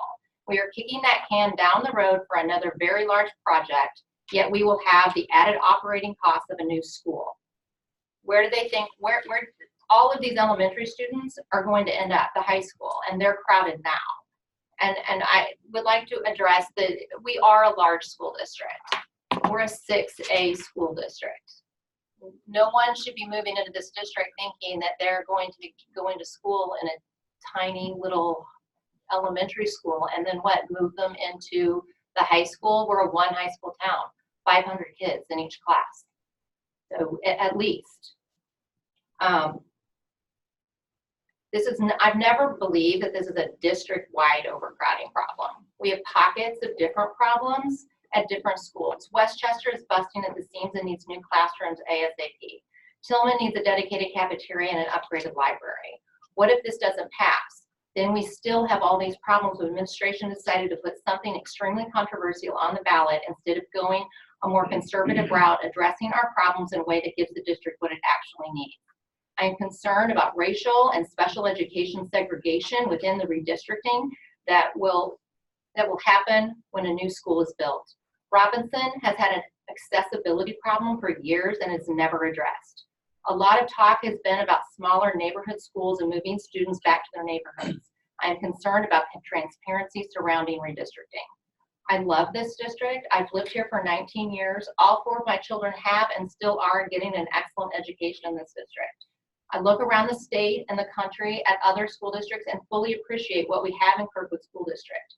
I fear that we are putting something on the ballot that has no chance of winning. We will be leaving money on the table, and I will have to look at Bo Ricker, Maria Stovey, and Mike Haver in the eye and say, sorry, there's no money to give you what you need. I agree with Ms. Bernardi when she says we need the best proposal for equitable education for all.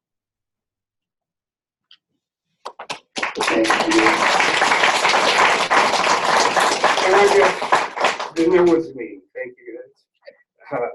First of all, thank the community. Thank everybody for being here. This board, thank you guys so much for all the time, effort. The community and the passion, that is one thing that I have loved about Kirkwood, being now a 20-some-odd-year resident. I love the passion of this community.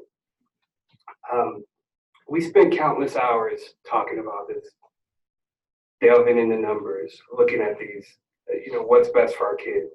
One thing I want everyone to remember is we don't have the luxury of looking at this through one view. We have to look at it through as many viewpoints as we can, and we've been doing that and disseminating and trying to figure out the best thing for years now. We've been talking about this for a long time, so I want to make sure that's clear. Due to our enrollment growth, we're experiencing overcrowding in the school. Our teachers are currently offer small group instruction to our students in hallways and closets. Adding on the schools only exasperates that situation. We don't have the acreage to increase cafeterias. Other specialized instructional areas are parking lots. For example, like Dr. Condon mentioned, Kaiser Elementary School sits at 4.7 acres. The enrollment growth is expected to continue. Because our current elementary schools lack the acreage to expand, building a new elementary school on our property owned by the district since 1963 seems to be the best option at this time. We believe it is important that we provide our community the opportunity to vote on building a new school. Consulting a demographer and the projections for enrollment growth in Kirkwood schools, that the enrollment will continue to grow. Our enrollment growth is based not solely on birth rates. I want to say that again. Our enrollment growth is not based solely on birth rates.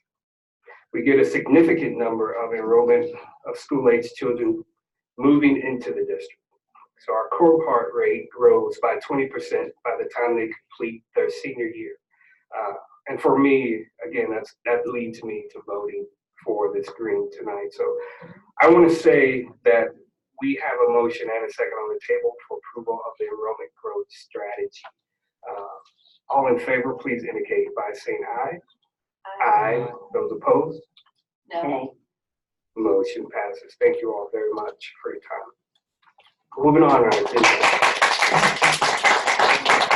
4.2, adoption of the 2020-2021 school calendar, second reading. I'm not going to be offended if anybody leaves. I'll pause for a second.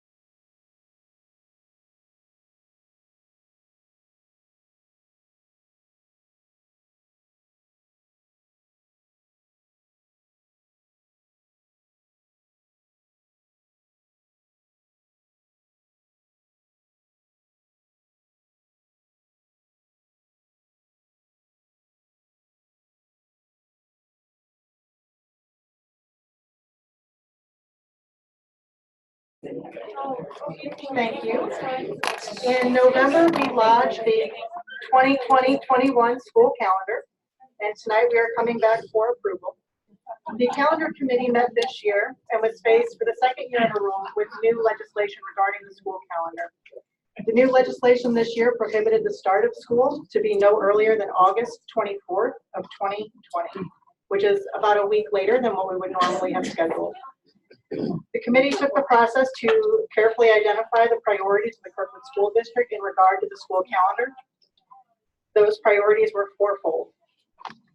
One, complete the first semester before winter break to allow our students at the secondary level to complete finals and have a true academic break over winter. End the school year prior to Memorial Day and not attend school in June to allow for the maximum time for credit recovery during the extended school year. Start school midweek at elementary for students to allow for a smoother transition for students and time to adjust student placement, grouping, and programming. And finally, balancing the number of first and second semester days. Notable dates in the proposed calendar are that the first day of school would be Monday, August 24th, 2020 for middle and high school. Utilizing the earliest possible start date allows for more balanced semester lengths. The first day of school is proposed to be Wednesday, August 26th, 2020 for elementary school, meeting the priority of beginning school midweek for elementary.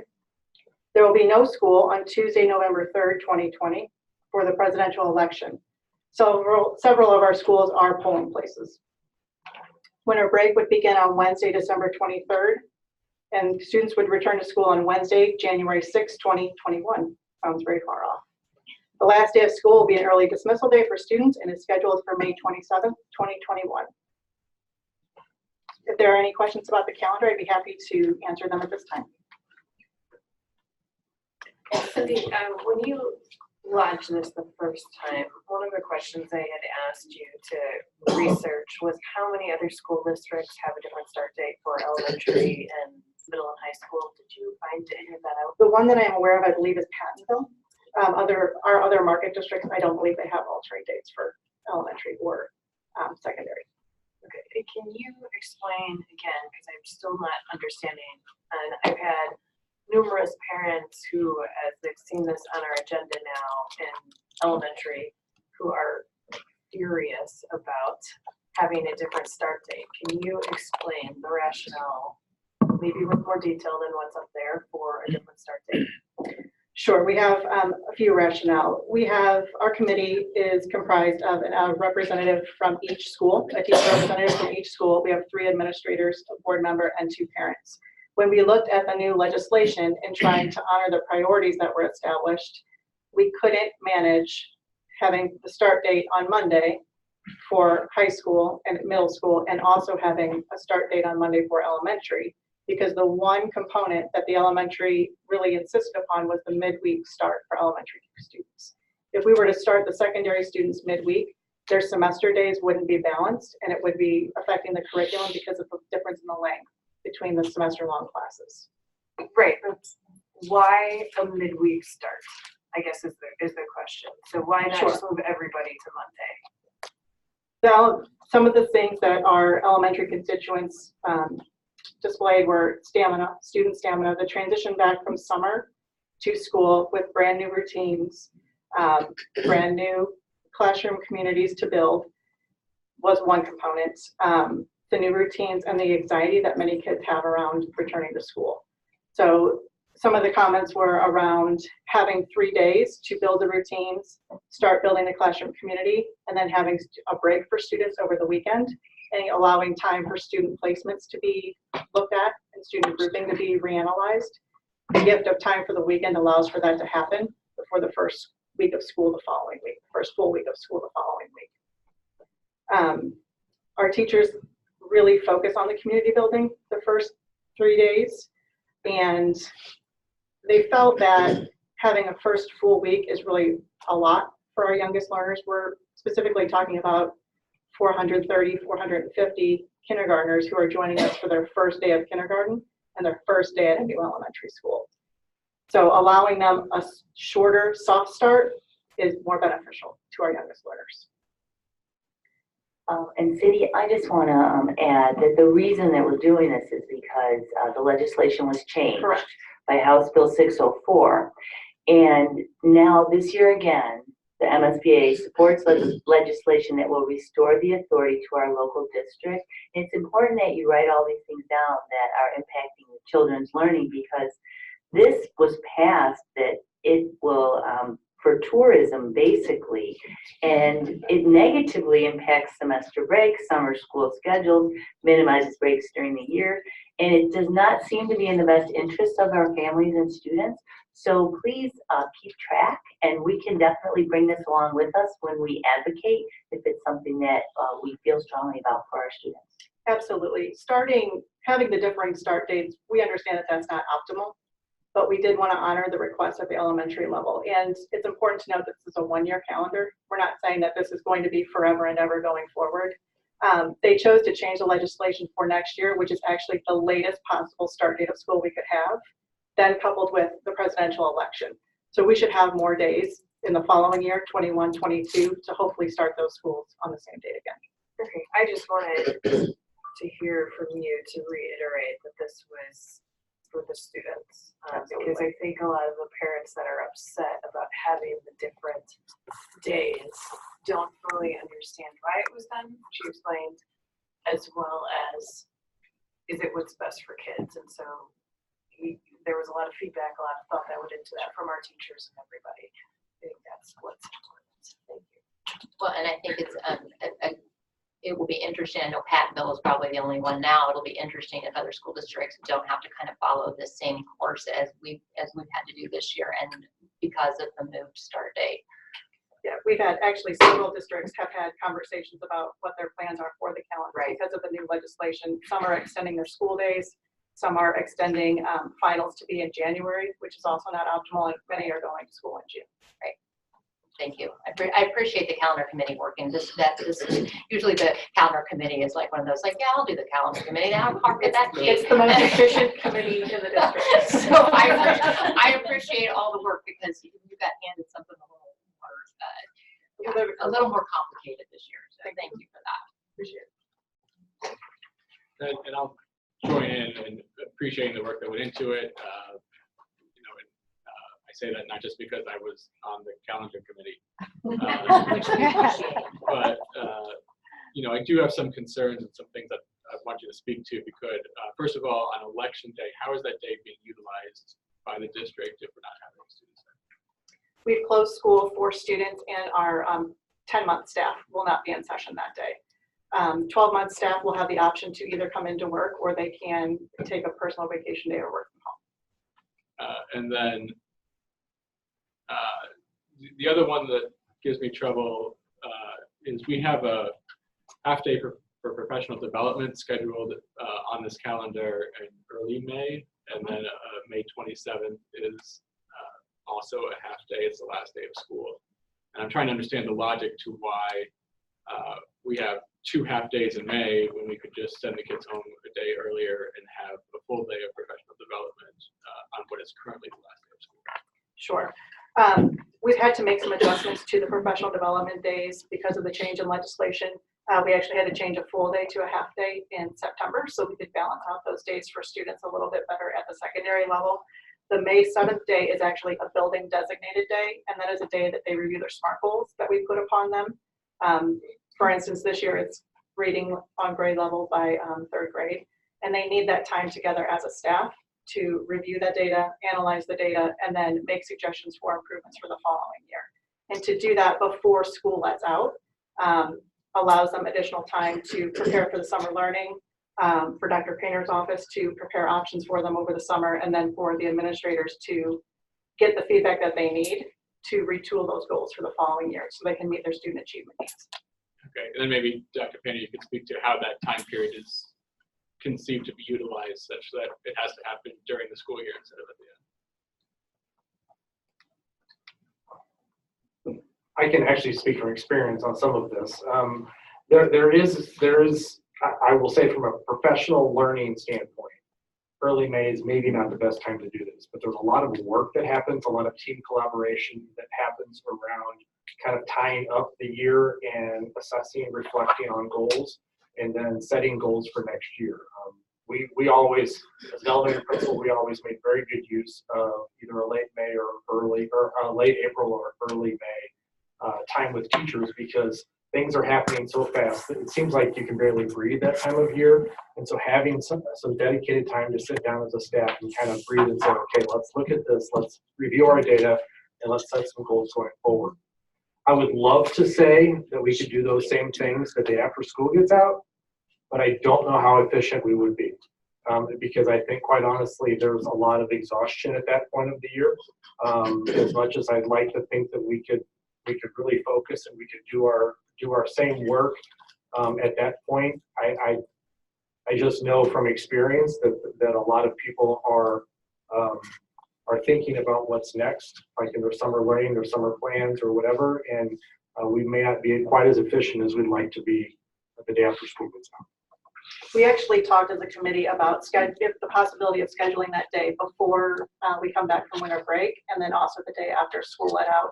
And the feedback that we received is that it's not an optimal day to hold professional learning. But I appreciate that. I'm concerned that the committee is frankly teacher heavy. Not that that's not a valuable insight, but that's a personal concern of mine. And my other concern, which maybe you can speak to also, dovetails into Jennifer's concern, is what we're doing to help families with sort of those time periods where it's can be difficult to make sure that two working households can still function. Sure, a few things that we've done. I know Adventure Club is looking at their schedule and adjusting their schedule for the summer to be able to extend their summer programming. I've contacted both the Kirkwood YMCA and the Lodge at the Fair to see if they will be running summer camps into those days that butt up against the start of school to make sure that there are options out there for students. We also have our social workers who are working on a resource manual of childcare options for families, and that's something that they typically work with. I think it's difficult for parents who have to find childcare outside of the home. I'm one of those parents, and it's something that we have to do every year. And I think if whether you start school on Wednesday or whether you start school on Monday, having those options for your student is always can be a challenge to find those options available. Can I just add one? I think another point to having it in early May is teachers have the opportunity, principals have the opportunity to continue that work that they started on that half day and continue that work for another 3 weeks or so, rather than that half or that last day. It's like, it's hard to continue that work, and the work of looking at your goals and goal setting is not going to happen in a half-day period. It would be very foolish of us to think that. I think that the decision was made based on educational reasons. Just my 2 cents. Thank you, guys. So this is an action item. Move approval. Second. I have a motion and a second for adoption of the 2020-2021 school calendar. Second reading. All in favor, please indicate by saying aye. Aye. Aye. Those opposed? Motion passes. Thank you very much. 4.03, adopt MSBA policy revisions for JGGA and JHC. Second reading. Dr. Conley. Thank you. Thank you, Darnell. So we have 2 policies that have been lodged with the board several months ago, and I would like to recommend that these policies be placed on the boards to the board for approval tonight. The first policy is JGGA and addresses student seclusion, isolation, and the restraint of students. The attorneys at MSBA have recommended that we remove the language from this policy that states that district staff may use mechanical restraints, quote, in consultation with the IEP 504 or positive behavior support plan. And they recommend that we change this policy to read, quote, only in consultation with the IEP or 504 plan, as these are legal documents that can authorize the use of these devices on students on a as needed basis. The rationale behind the change, according to the attorneys at MSBA, is that positive behavior support plan can be subjective, and that the IEP and 504 plans are legal documents. The second policy that is being brought to the board for vote tonight is JHCD, that explains the administration of medications to students. This policy provides some very specific guidelines for the administration of CBD products and naloxone.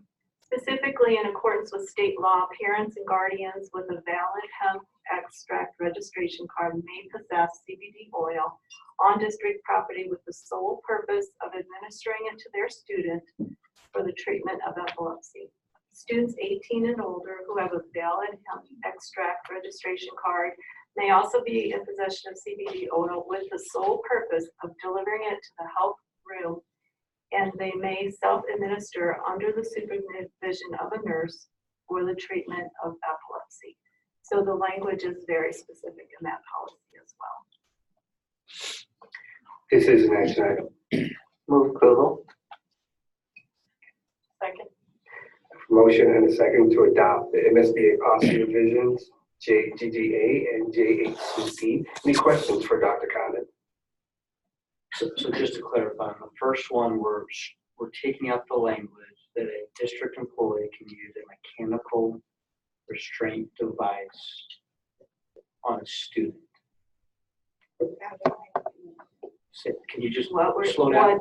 Yeah, go ahead. Okay, so what the attorney is advising is that we take out the words "with a positive behavior support plan" and only allow this to happen for students who have an IEP or who have a 504 plan, in which case the parent will be aware and aware of the potential necessity for this to happen. If it is written in the IEP, or that not, you can't just have an IEP and say, okay, now we can use manual restraints. It has to be in the IEP. That means that legal document that says it is okay, and everyone is, and it is written in the IEP, not in the behavior support plan, because as Dr. Condon stated, behavior support plan is not a legal document.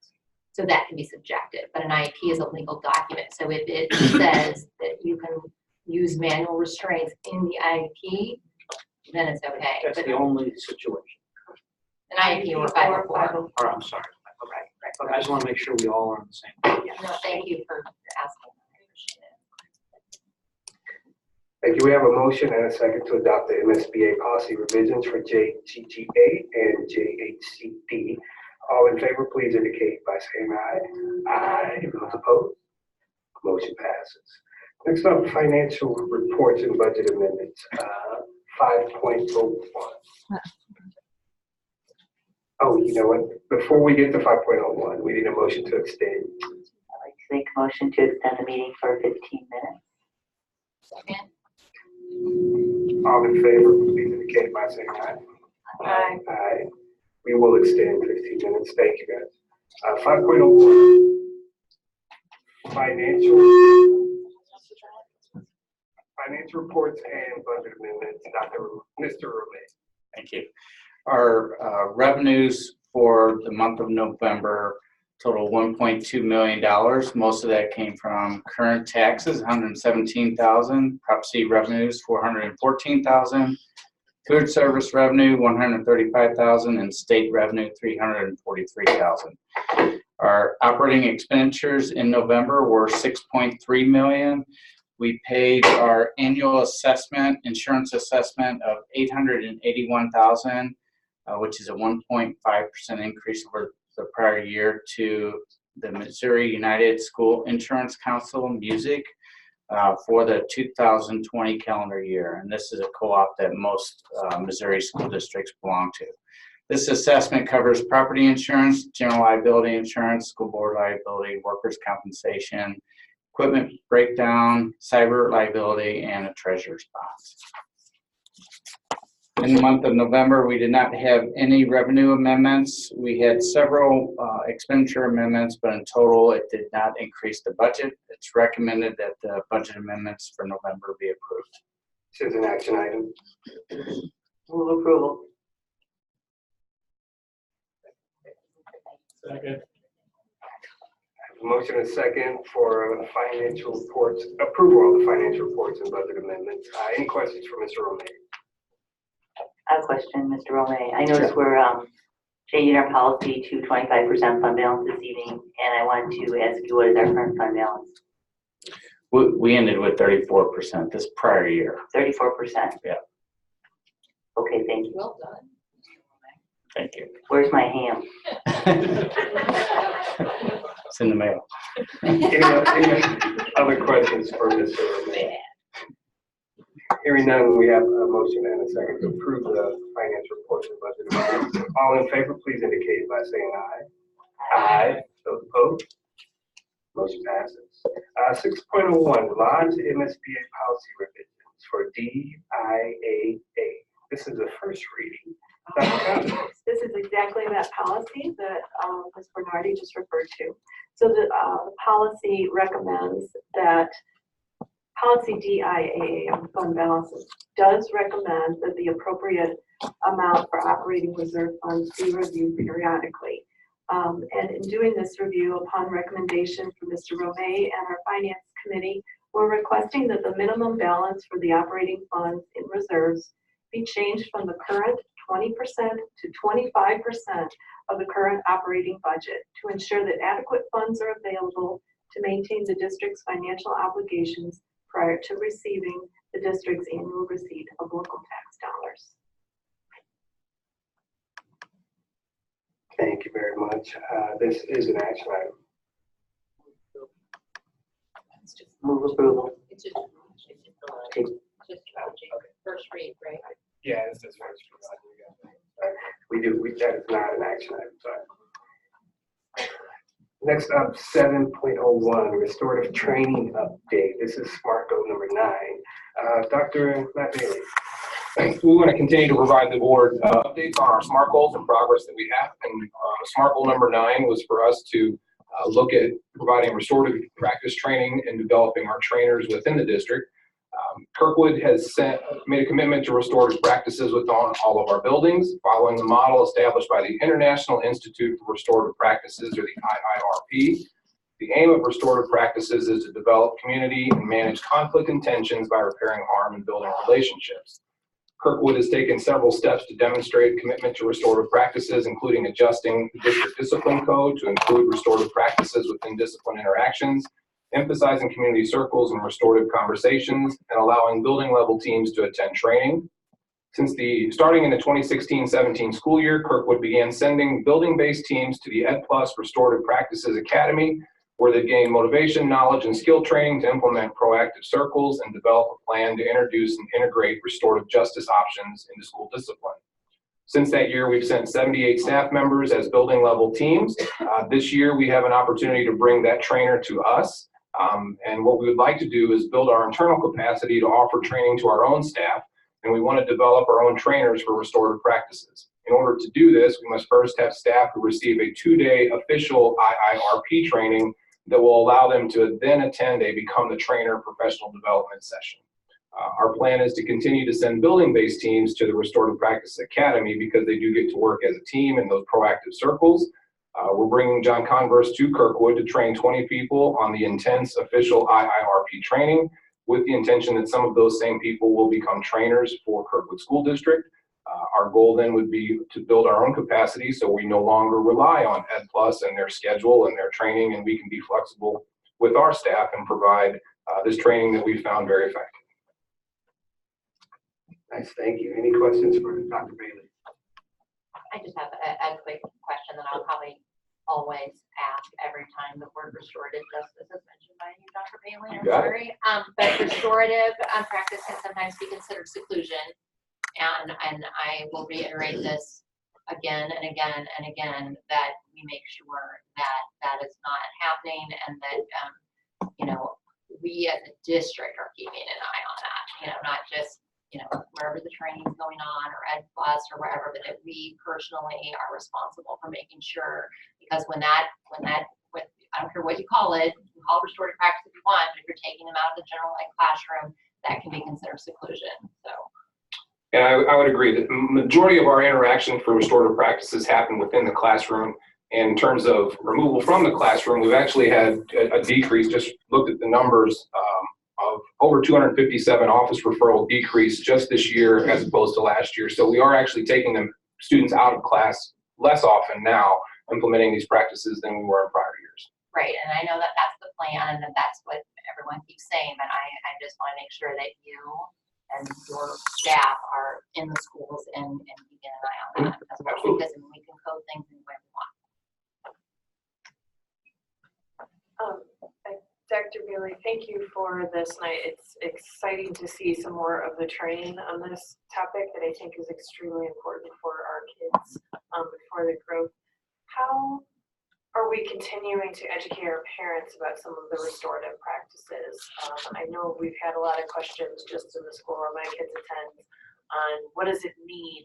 How do I take that home, or what does it mean when they come home with something that says this happened? How are we communicating that to parents? I think that's something that we can continue to improve on. We've done a lot of the work with the school-based discipline and the school-based teams, and we can see now that that capacity that we've built within the schools is something we can start to transfer at home as well. So I think that's something that we need to improve on and do a better job of, and communicating some of the same strategies we're using at school to allow parents to use those pieces at home as well. So it's a work in progress, working with the building level teams. John Converse is kind of the St. Louis area expert as well, and him coming in, working with administrators also, and with our trainers can help us formulate a plan for that.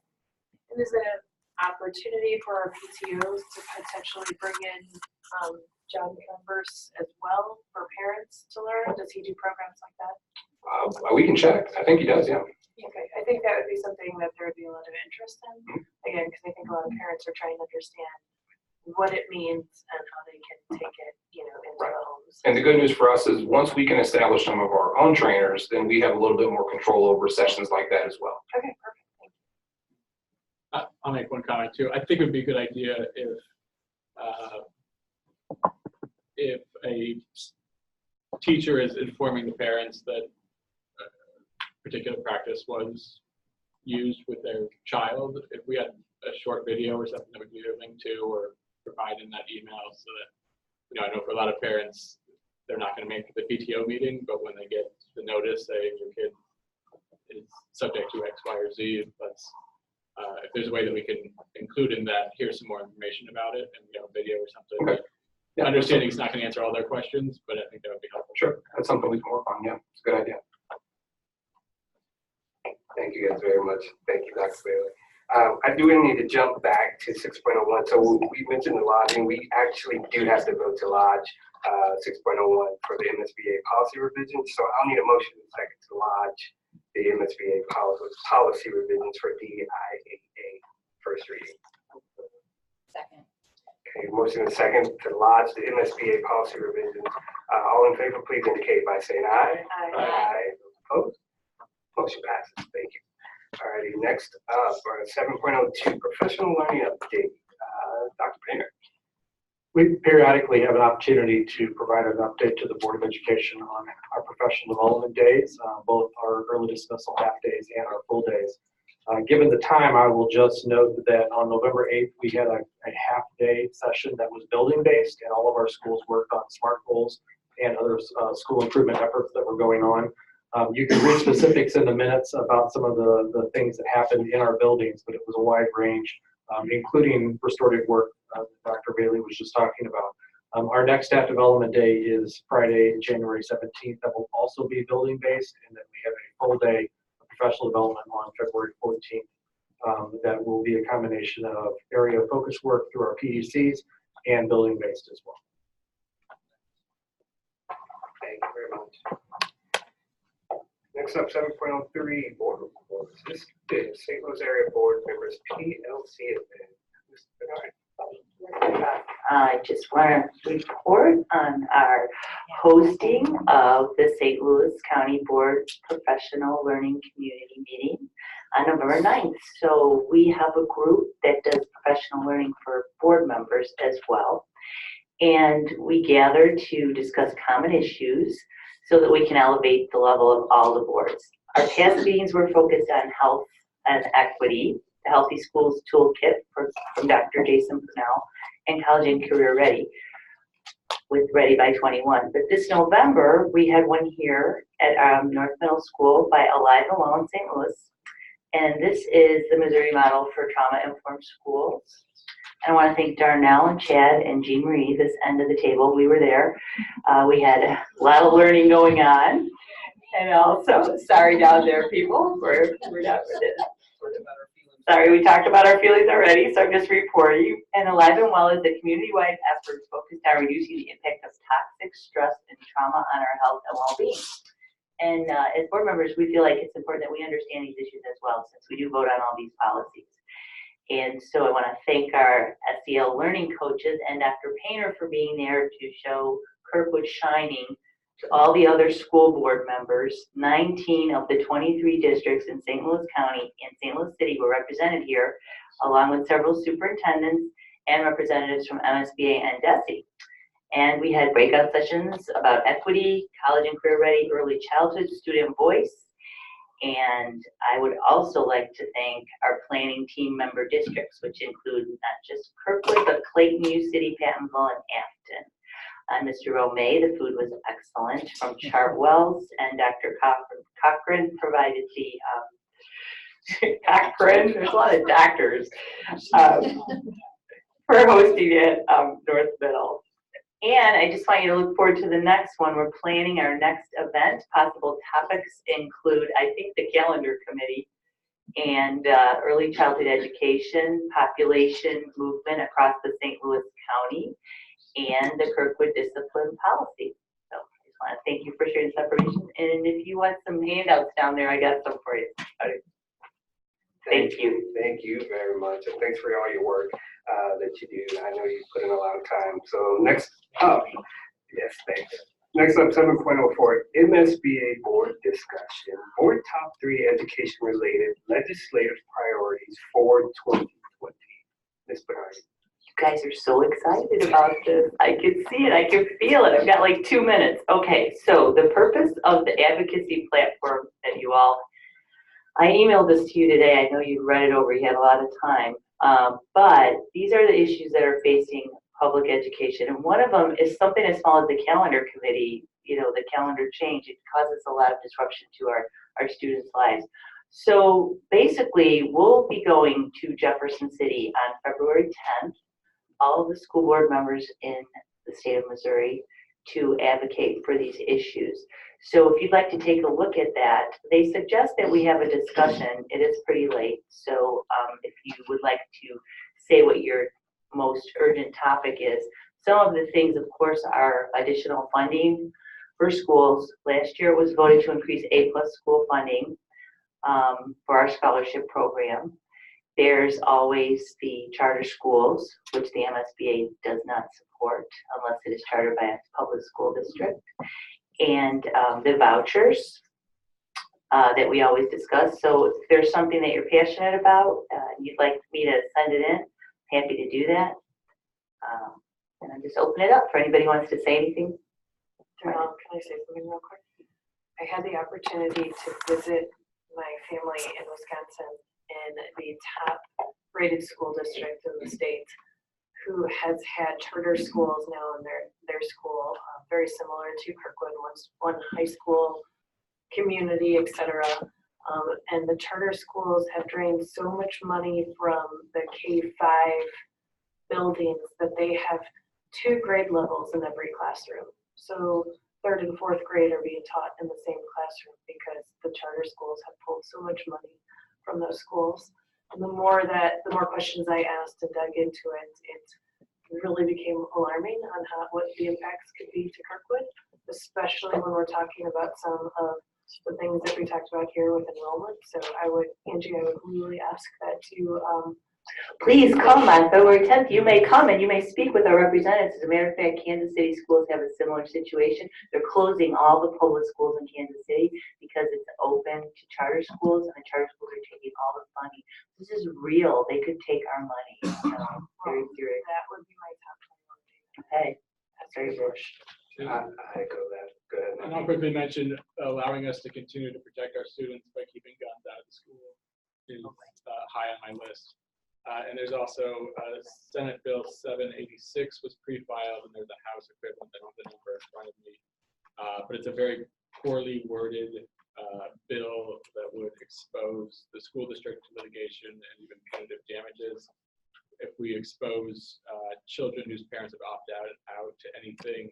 And the language in the bill is, quote, related to human sexuality, gender identity, sexual orientation, or sexual transmission. And I just want to clarify, though, it's got to be in our delegate assembly handbook for us to advocate for it, because as school board members, we cannot ever push our personal agendas or opinions. We must only represent the school board's members. So my time is short, but this would expose us as a school board to litigation on a very poorly worded bill. Whatever the intention is, it's worded in such a way that I would read it as prohibiting us from teaching Shakespeare or operating in our library. And, it's something I think should be on our radar, even if it's not that we're advocating for